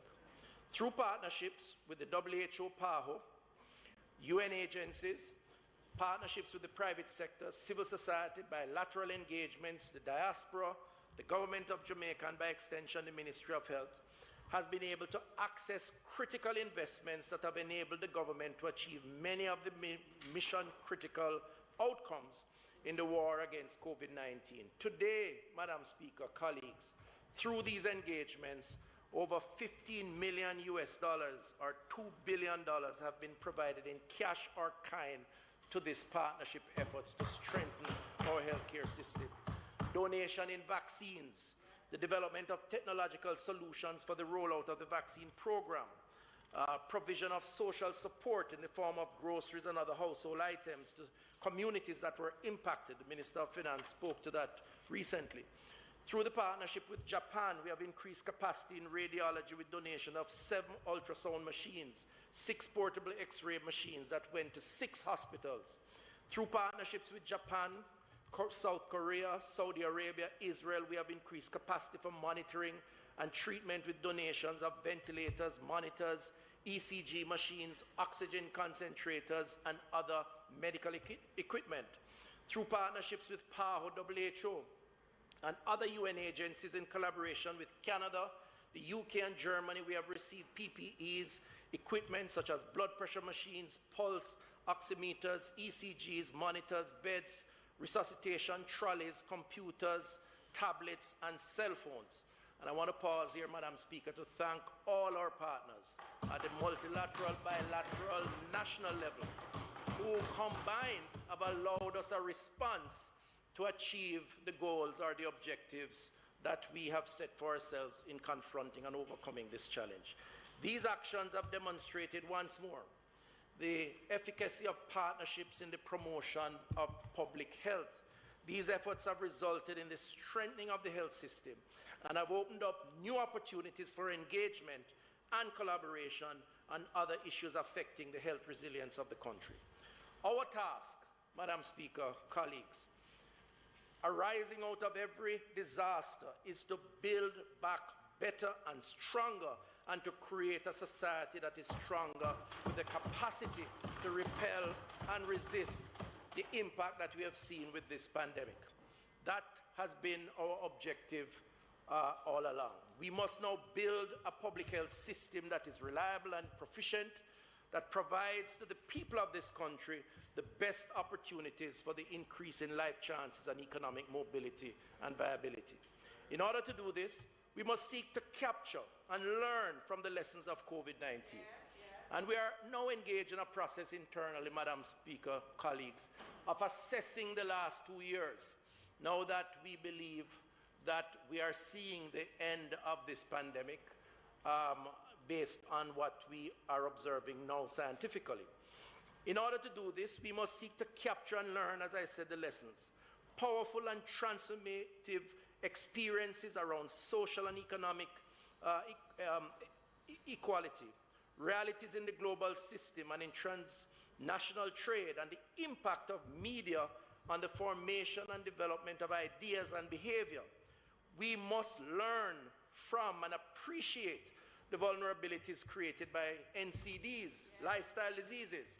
Most persons who ended up in the hospital, most persons who died, and I'm talking about 90+%, were persons with underlying conditions, a non-communicable disease, a lifestyle disease. They were the most vulnerable. They were already sick when they got COVID. We must recognize that the solution to building resilience must also be in influencing behavior, health-seeking behavior as we move forward. All of these are perhaps not new lessons, Madam Speaker. For public health, we have faced many disasters and have recovered stronger. However, this COVID-19 pandemic, the greatest disaster of our time, requires new thinking around how we manage the new normal. And 2 years on, this is what we must do as leaders, both at the Ministry of Health, but as leaders in the country, across the aisle, and in all sectors. Madam Speaker, all of these are perhaps, as I said, not new, and there are 3 main actions that we must therefore take in consideration in our effort to deal with issues that face us in this, what I would like to consider post-COVID era, this 21st century. Firstly, we must build a cadre of health workers that is customer-centric, and we are going to be spending some time on that, Madam Speaker, the Ministry. By this, we mean that our human resources for health policies must reach back as far as the secondary education system and begin the training of health professionals. Minister, the member's time for speaking has expired. House Leader. 5 minutes. Madam Speaker, I beg to move that the member's time be extended by 5 minutes. to allow him to complete his presentation. May it please you, Madam Speaker. You know, Madam Speaker, I really thank the members for the opportunity, because I think the March 10th date is momentous and the numbers are encouraging now, and I really do believe that we should recognize those who have sacrificed for getting us to this point. So, Madam Speaker, firstly, we must build a cadre of health workers that is customer-centric. By this we mean that our human resources for health policy must reach back as far as the secondary education system and begin the training of health professionals that never lose their humanity and appetite for empathy in human suffering. We must find opportunities to inculcate more values and systems that allow our people to feel that they are being served in a manner that does not rob them of their humanity nor deprive them of their decency. Our COVID-19 experience has taught us the need to entrench compassion and compassionate care in the health system so that anyone who does not participate in this culture is left on the periphery as an outlier and not as part of the normal actors, but an anomaly that should be treated and reformed. We must redouble our efforts, Madam Speaker, to train the existing cadre of healthcare workers in delivering care with compassion. Our second effort, Madam Speaker, is in building a more resilient system, is in making significant improvements in all aspects of the health infrastructure. Within the Vision for Health 10-year strategic plan, the Ministry will be making significant investments to improve the health infrastructure with the rehabilitation, expansion and construction of facilities in all parishes across the island. However, our experience over the last few years have taught us that without a proper maintenance infrastructure, we will never be able to sustain these investments nor create the resilience required. We must admit that the government has no competitive advantage, Madam Speaker, in certain areas of operation, and we must look to the private sector to partner with us in creating this more resilient health system. Very important, fundamental policy going forward that we will embrace and implement. We must be far more purposeful in our efforts to forge public-private partnerships in the health systems, capitalizing on the natural value-added services of the private sector and augment those with structure and systemic approach of the public sector to create synergies that will increase the return of investments that will be made over the next 10 years, Madam Speaker. Our new model must develop PPPs, public-private partnerships, that support leasing arrangements, building, own and operate arrangements, as well as partnerships that will allow cross-transfer of technical skills and know-how to increase patient care and access to health service. The third, Madam Speaker, and final area in making health system resilience a reality must be our investment in health promotion and prevention and improving health-seeking behavior to reduce the impact of lifestyle diseases. Currently, Madam Speaker, over 75% of deaths in the country are from persons who have developed an illness based on how they live and interact with their environment, their consumption habits, their lack of physical activity.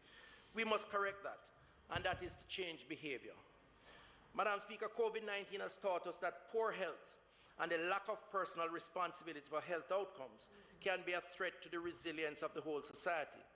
As we build from this experience, we now need to redouble, indeed triple our efforts to reduce the primordial impacts on individual health, increase primary prevention through improvement in healthy lifestyle choices, improve health-seeking behavior to know key aspects of your health status, and once diagnosed, to have your disease profile controlled.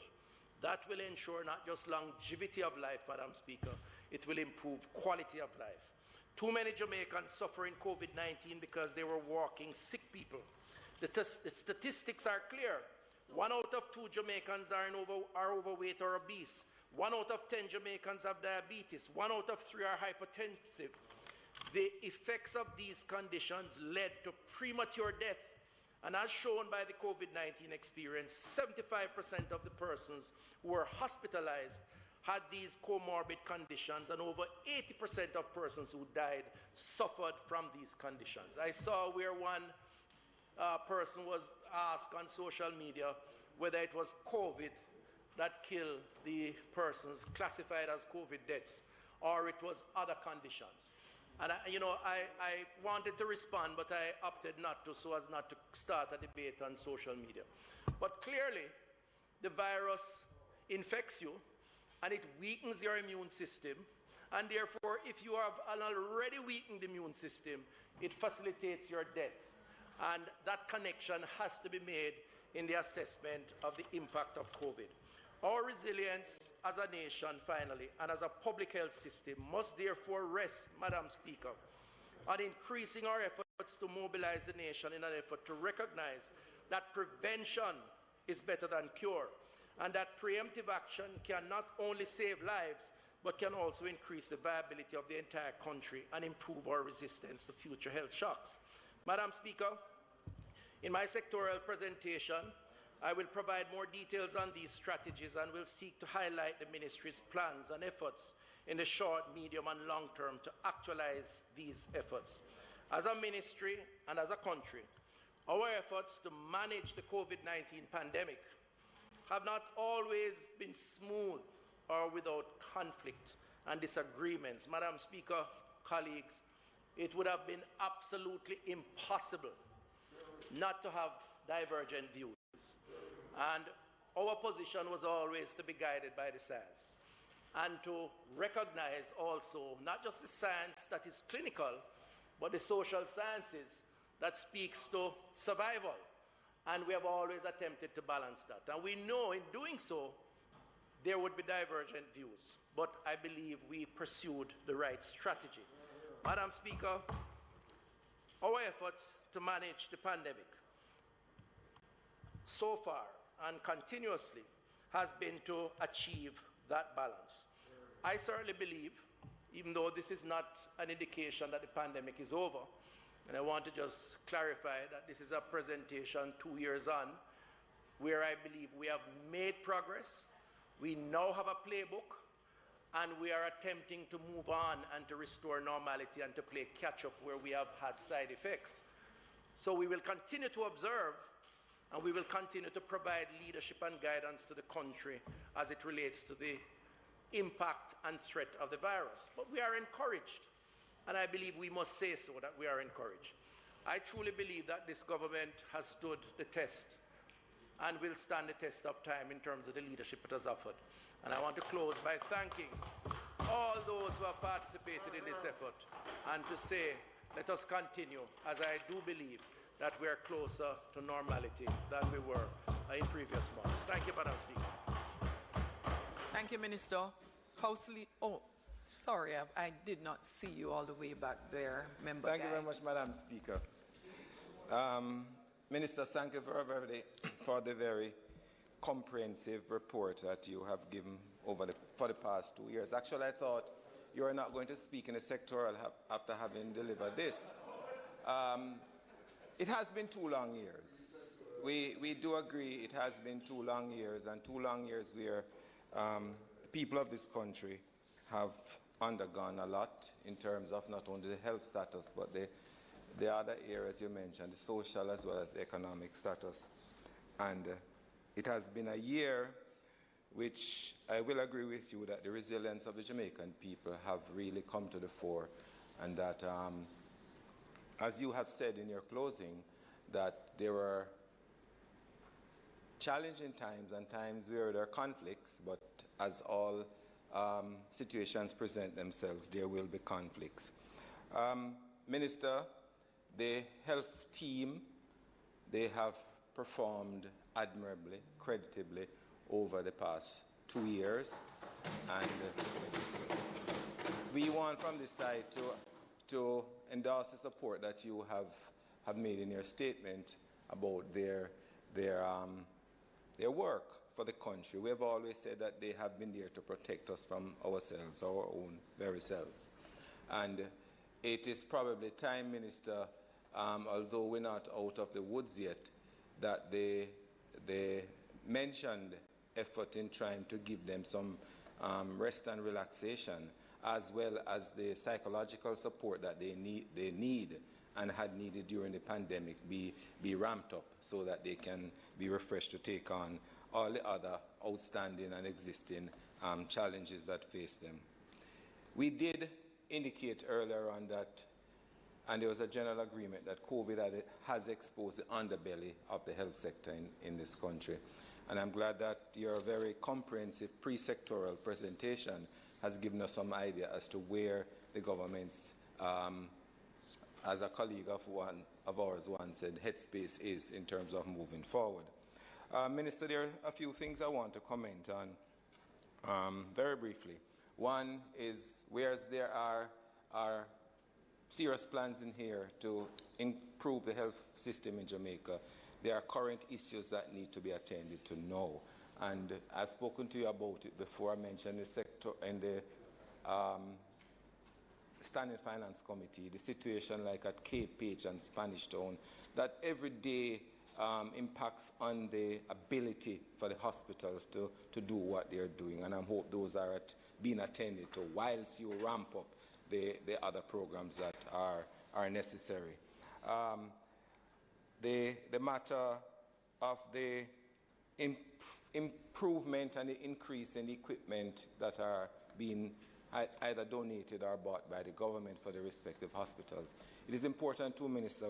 So whilst you have increased the number of posts in the medical profession, in the community health aid, there's also the need to recognize that you need specialists to operate some of these. So in terms of creating posts for specialist posts, it is critical that it's not just entry-level doctors that are being added to the numbers, but that posts are actually being created for the specialists in the system. You mentioned the public-private partnership arrangements that is being contemplated, and I would only suggest that whilst those are ironed out, that part of the consideration is to ensure that the monetary arrangements that are being made with these public-private partners are met on a timely basis, so that we do not, say, for example, run the risk of what happened at the Linac Cancer Treatment Center at St. Joseph Hospital some time ago.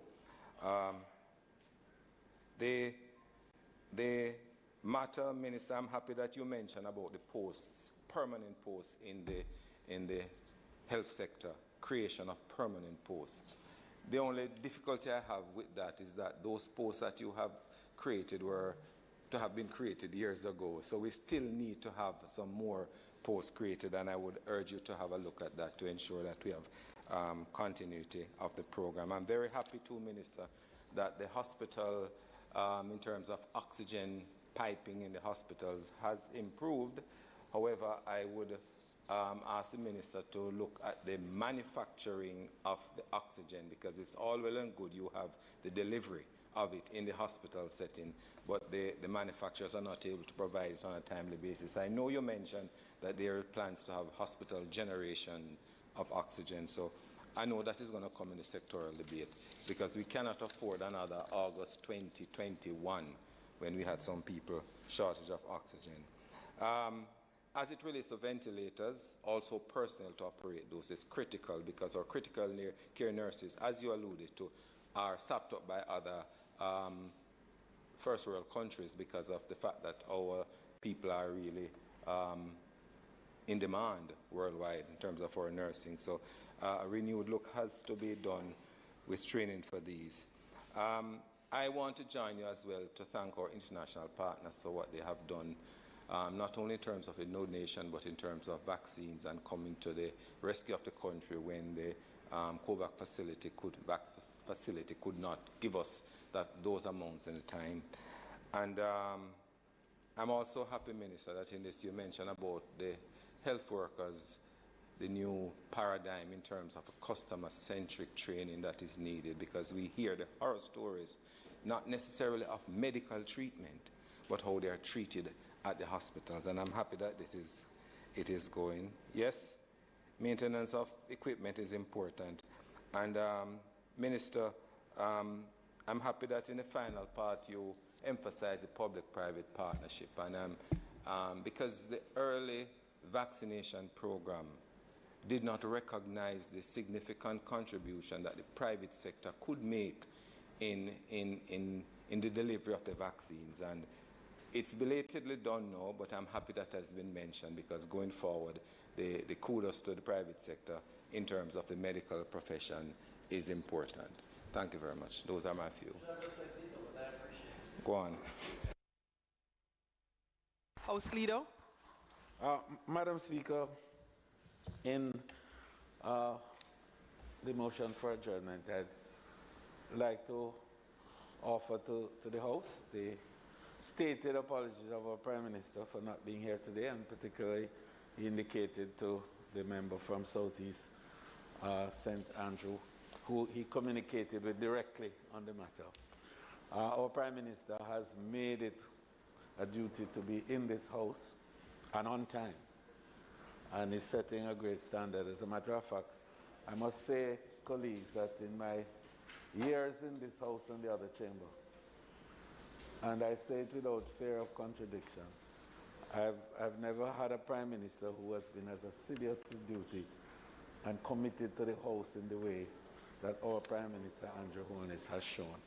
And I'd like to make that a matter of record today. Thank you, Madam Speaker. I now move for the adjournment of the House, there being no further business contemplated for the day, to Tuesday, March 15th at 2 p.m. And as we indicated, it will be the continuation of the sectoral debate. May it please you, Madam Speaker. The question is, with no further business, the House be adjourned until Tuesday, the 15th of March at 2 p.m. sharp. Those in favor? Those against? The ayes have it. We now conclude our business for today. This House, this Honourable House, now stands adjourned.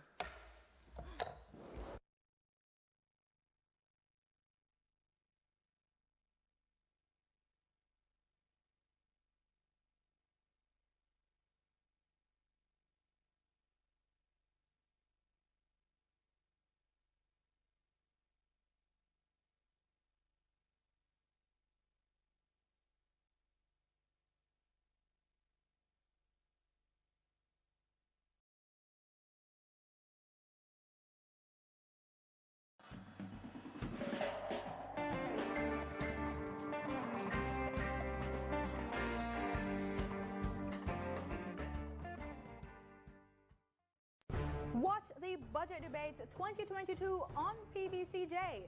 Find out how your tax dollars are being spent. The budget debate will start on March 8th with a contribution from Minister of Finance and the Public Service, Dr. Nigel Clark. On March 10, Julian Robinson, opposition spokesman on finance, will make his contribution. On March 15, we'll hear from the leader of the opposition, Mark Golding. On March 17, the Prime Minister, Andrew Holness, will make his contribution. Dr. Clark will close the budget debates on March 22. Remember, the more educated you are about finances, the better financial decisions you make. Watch the Budget Debates 2022 only on PBCJ, the People's Station.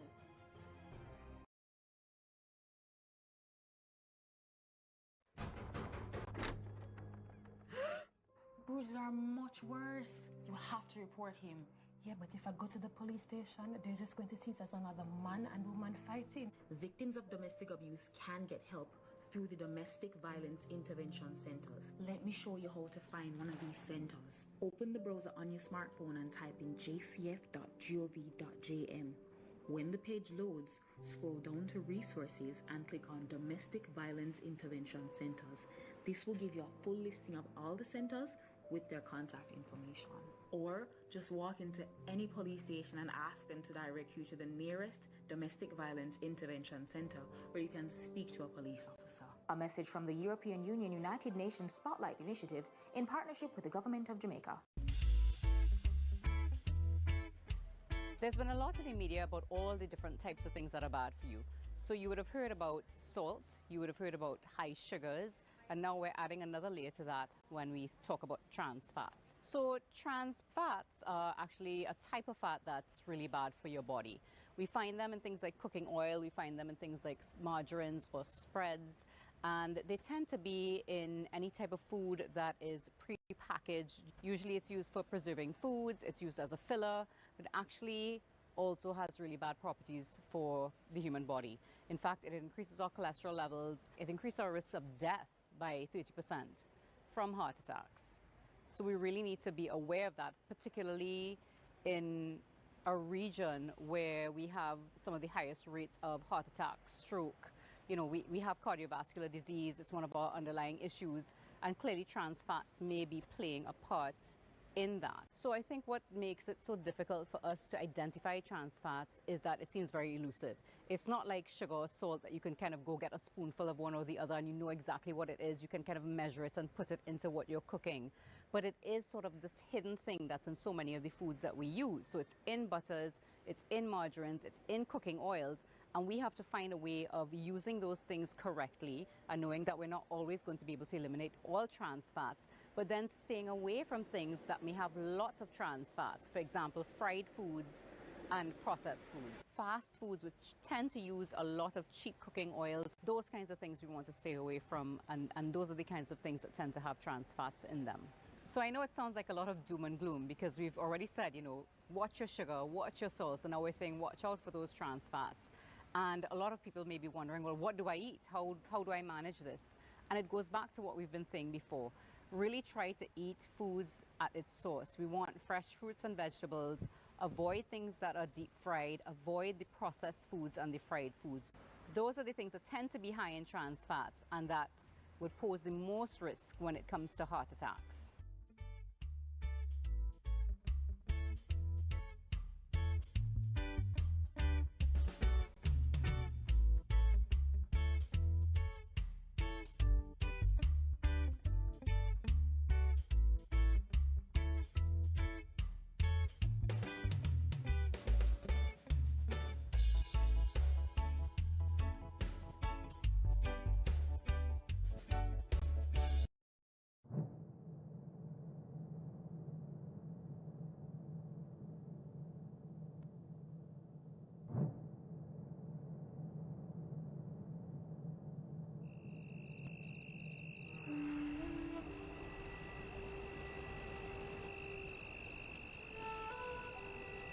Friends, have you noticed that the weather has been changing?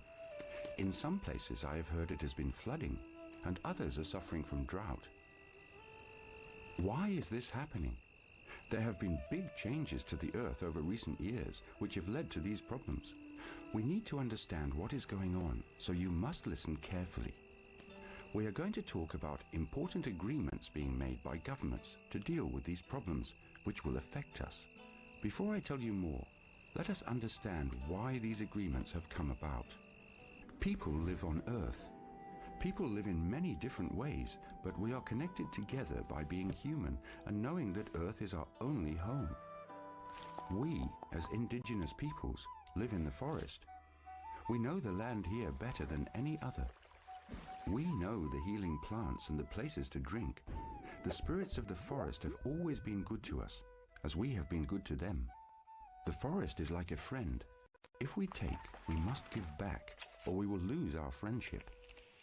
But now we see that things are changing. We can no longer rely on the knowledge that has been passed on from our parents. We used to know when the rains would come, the right time to plant seeds, but now it rains at the wrong time, if at all. The rivers are different. The forest is changing, and the animals no longer guide us. Why? People outside the village have told me the earth is getting warmer, and that's why things are changing. The earth has become warmer and colder before, but this time people are to blame. But I've also been told that we know how to start to solve this problem. What is it that's happened? It's a long answer. You must be patient. The first thing that we must learn is a word. That word is carbon. It is something that is a part of almost everything around you. The charcoal that you use to cook your food is carbon. When you write with a pencil, it's carbon that you see on the paper. Carbon is found in every living thing on Earth. Much of your body is made of carbon. So why are you talking about carbon? Is it this that's causing the problem? Since the Earth was created, there has always been carbon. In the past, this carbon was stored safely in the oceans, lands, plants and animals around us. Everything was in balance. If carbon moved from one place, it was taken in by another place. Then things changed. In recent times, because of people, the carbon released into the air is much more than the Earth can take back. It is industrialized countries who are guilty of doing this. Cars, ships, aeroplanes, factories, mining, and making electricity all release carbon. The Earth has become like a house without a chimney. The carbon's got nowhere to go. Now, the actual carbon that is making a problem is called carbon dioxide. You can't see it, you can't smell it. It's a gas, part of the air. When you breathe, you make carbon dioxide. When vegetables rot, it creates carbon dioxide. It's a natural thing, but it's just that we are now making too much of it. Why does carbon dioxide make the Earth warmer? Good question.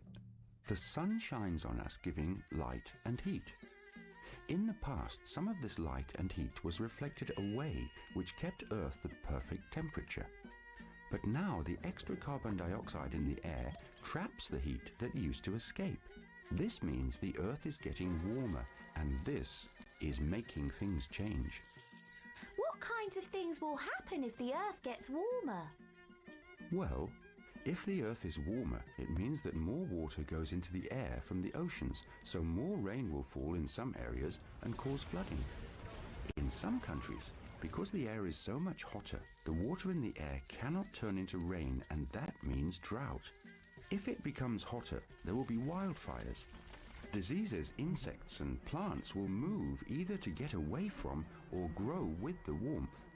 This is why the people of the Earth need to take carbon dioxide out of the air and stop it from being made. Now, this is where we, as indigenous peoples living in forests, become part of the story. One of the ways carbon dioxide is taken from the air is by forests. Trees take the carbon dioxide into their bodies, where it's stored. That's great, but why are we talking about this? Well, around the Earth, every minute of every day, huge amounts of forests are destroyed, meaning there are less trees to take in the carbon dioxide. What makes it worse is that cutting down trees, leaving waste wood to rot, creates even more carbon dioxide. In fact, right now, the cutting down of forests makes more carbon dioxide than all the cars, trains, ships, and planes put together. The people who study these things know that the destruction of the forest is mainly due to industrialized countries. Their demand for wood and land for planting crops like rubber trees and palm oil or raising animals have helped create this problem. They know that it is not indigenous peoples that are causing the problem with forest destruction or degradation. Now the eyes of the Earth are upon countries and people with forests to help solve the carbon dioxide problem. They are looking to us for help. Governments who are responsible for reducing carbon dioxide are doing two things. Firstly, agreements are being made to reduce the carbon dioxide that is being made by industrialized countries. Secondly, they're developing agreements to slow down and maybe stop the destruction of forests. This is the agreement I was talking about at the beginning. This agreement is called RED+. RED stands for Reducing Emissions from Deforestation and Forest Degradation. Simply put, the RED+ agreement is that payment will be made to developing countries to not cut down their forests, but to keep them for taking out the carbon dioxide in the air and to not create more carbon dioxide by cutting them down. They must make it more valuable for a tree to be left standing. But it's more than this.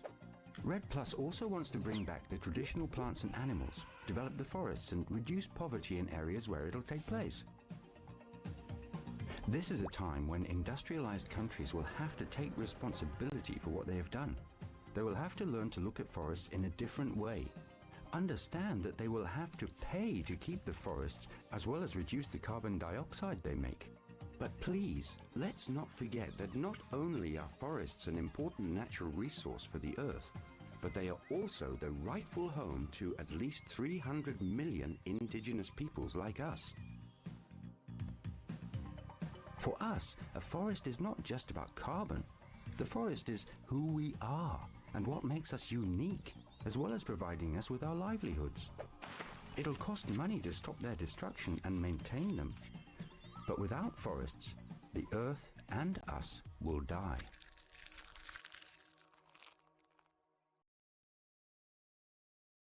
Now listen to this. If governments are looking at controlling forests as part of a REDD+ agreement, this will affect us. There will be changes in laws and governance, and we will be on the front line. It's possible we might not even be allowed in the forest. What would happen to us then? We can and must take part and have our voices heard, but not as a people left on the side, but as a central part of REDD+. It's our future and the Earth's that's now in our hands. How can you say this? No one listens to us. But what about our rights? Under this REDD+ agreement, it is required that the rights and traditional knowledge of indigenous peoples and local communities shall be respected. This is because indigenous peoples insisted that their rights be recognized in the REDD+ agreement. REDD+ requires that we, as indigenous peoples, shall have full and effective participation in all phases of REDD+. This means that governments will have to consult and involve us.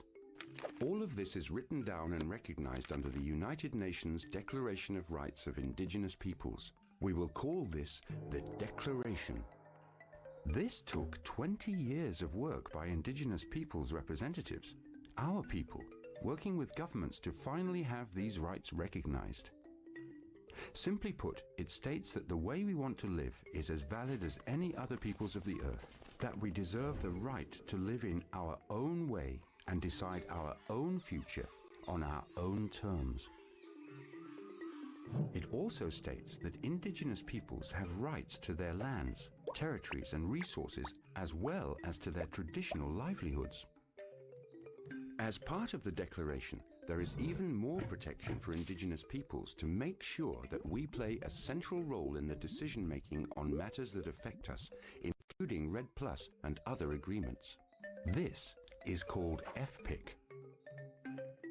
FPIC means free, prior and informed consent. This guides how the government and others must work with indigenous peoples in the REDD+ agreement process. Firstly, free. That the participation of indigenous peoples like ourselves will be free from intimidation or pressure. Secondly, prior. They will ensure that they'll give all indigenous peoples the time and support we need to take part in REDD+ in our own way. Thirdly, informed. They will tell us everything we need to know in ways we can understand. They will answer any questions we have. We will be provided with any information that we ask for. Fourthly, consent. That we will make our decision on anything to do with REDD+ in our own way, in our own time. If we, as indigenous peoples, say no, then whatever is proposed will not be able to go ahead. We must make sure that our decisions are based on the well-being and common interests of our people and the Earth. We must use this power wisely and work with trusted partners to support us. The Declaration is an important part of the REDD+ agreement. In the past, the rights, well-being and the knowledge of indigenous peoples have not been recognized or appreciated by those who have wanted access to our forests. But how can a REDD agreement work for all countries? The REDD+ agreement is not fixed.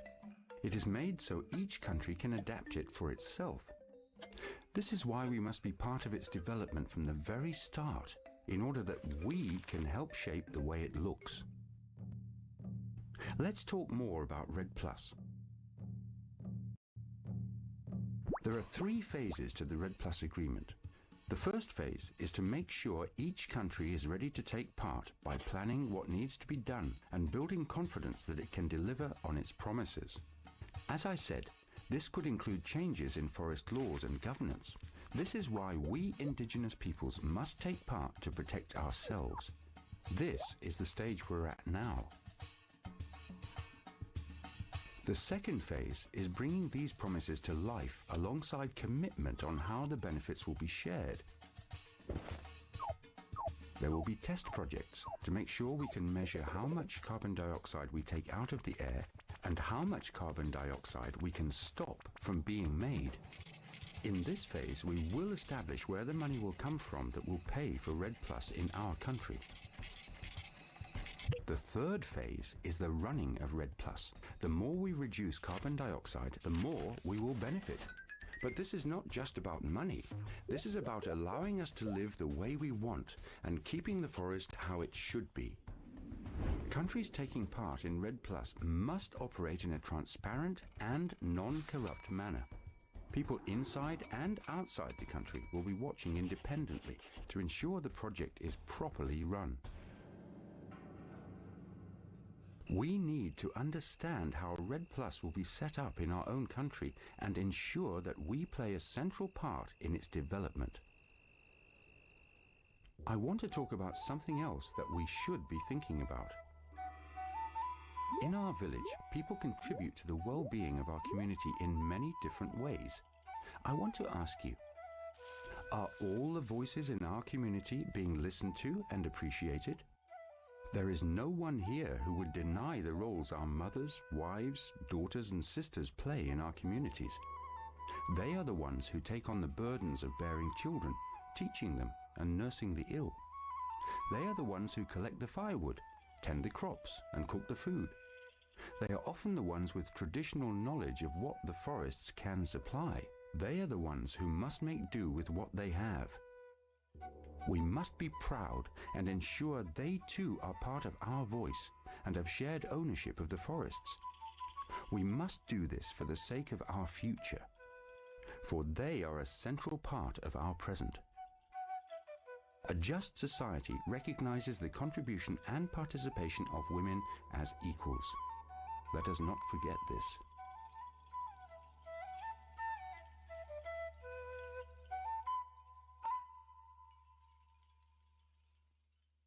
Our community is made of men and women. Without each other, we would be half of what we are now. We may have some different needs, but we have a common purpose. This is why it will make the voice of the community stronger if we take part. We live closely with the earth. Our simple lifestyle does not create more carbon than we can take back. This is a lesson that other people can learn from us. It has been proven that the way we cultivate and grow our food does not contribute to the earth getting warmer. It has been proven that our way of life does not kill the forest, that we can look after it. But we are the ones who will feel the changes of a warming earth first, so we must take action to protect ourselves as well as the earth. But to do this, we need the security of being respected for the way we want to live and where we want to live.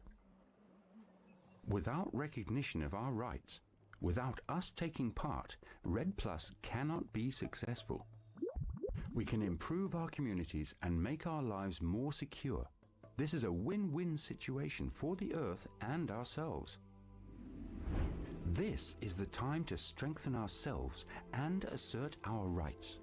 Let us not fail to do the best we can for our people, our children, and the future of the earth.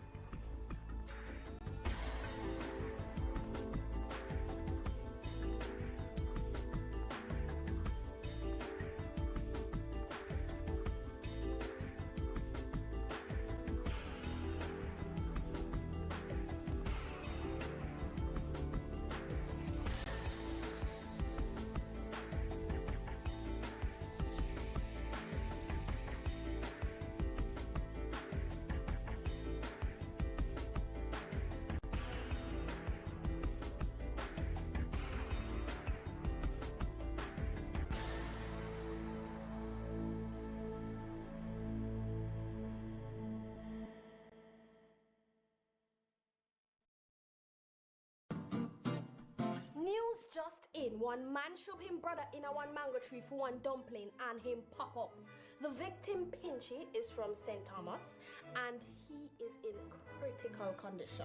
Cookie in a ear, them mash up Pinchy for one dumpling. Mama call him wife cause she must have tear down the place. Me call him back. Pray for Pinchy, who is now in critical condition. He was attacked over a dumpling.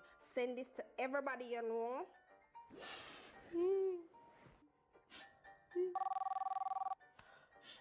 Yeah, girl, me there pray for Pinchy. Stop praying for Pinchy. Pinchy no need a prayer. Pinchy wife says she just done cook some brown stew fish stream and the only thing wrong with him, a bone stuck in him throat and him wash it down with a lemonade. Him even eat dumpling today. Think before you broadcast. A reminder from the Broadcasting Commission. Make it a new day, yeah. Watch the Budget Debates 2022 on PBCJ. Find out how your tax dollars are being spent. The budget debate will start on March 8th with a contribution from Minister of Finance and the Public Service, Dr. Nigel Clark. On March 10, Julian Robinson, opposition spokesman on finance, will make his contribution. On March 15, we'll hear from the leader of the opposition, Mark Golding. On March 17, the Prime Minister Andrew Holness will make his contribution. Dr. Clark will close the budget debates on March 22. Remember, the more educated you are about finances, the better financial decisions you'll make. Watch the Budget Debates 2022 only on PBCJ, the People's Station.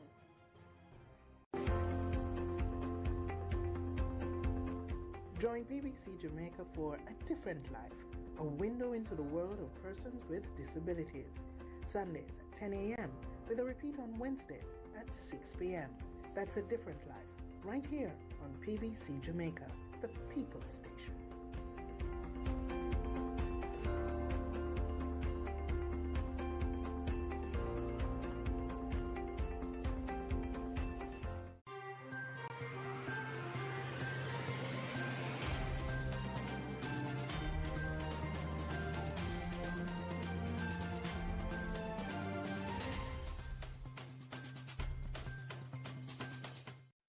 Good morning, good afternoon, and good evening.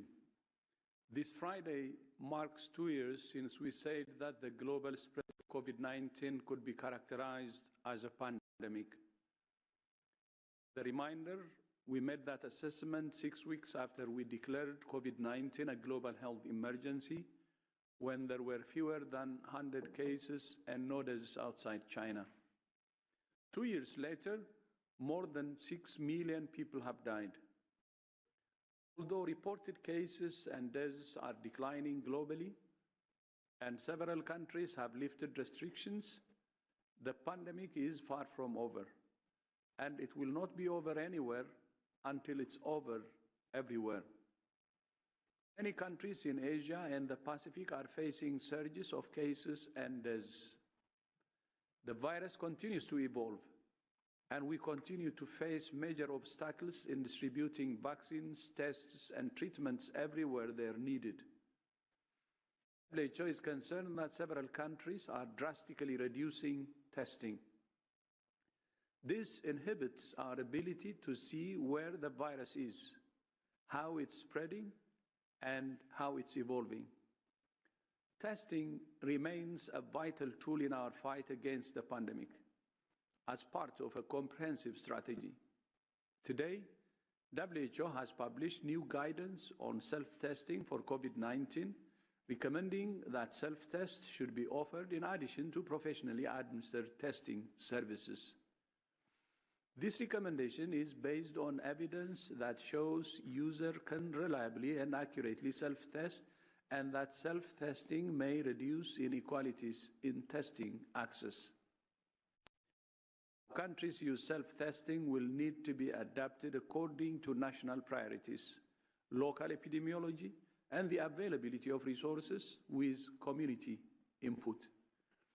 We hope that our new guidance will also help to increase access to testing, which is too expensive for many low-income countries, where these tools could play an important role in expanding testing. WHO and its partners in the ACT Accelerator are urgently seeking further funding to ensure that all countries that need self-tests will be able to receive them as quickly as possible. In readiness for these guidelines, WHO has contacted manufacturers to encourage them to apply for pre-qualification of self-tests. To date, WHO has granted emergency use listing to 5 rapid antigen tests for professional use, and we're gathering additional data to support the use of self-tests. Now to Ukraine.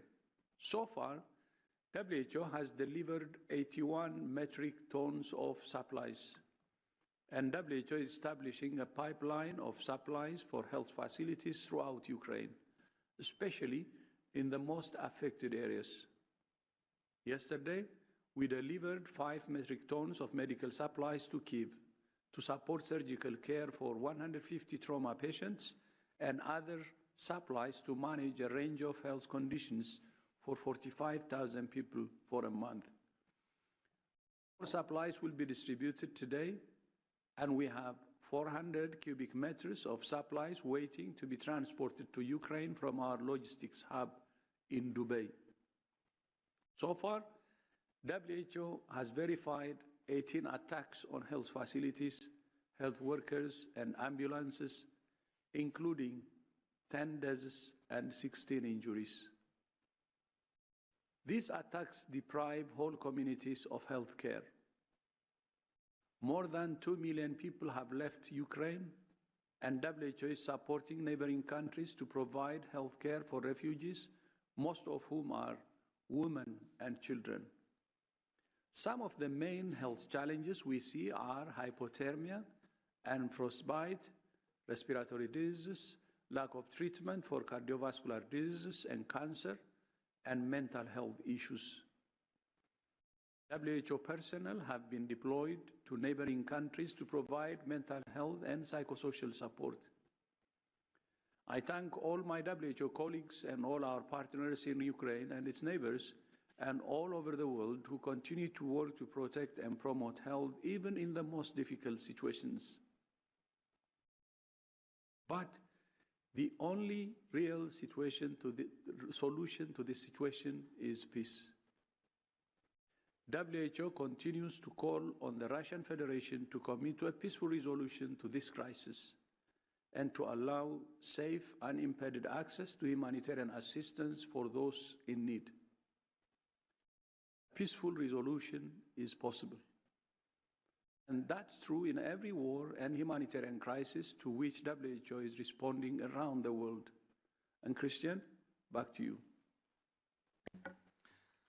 Thank you very much, Dr. Tedros. With this, we're coming to the question and answers. To remind you to get into the queue to ask questions,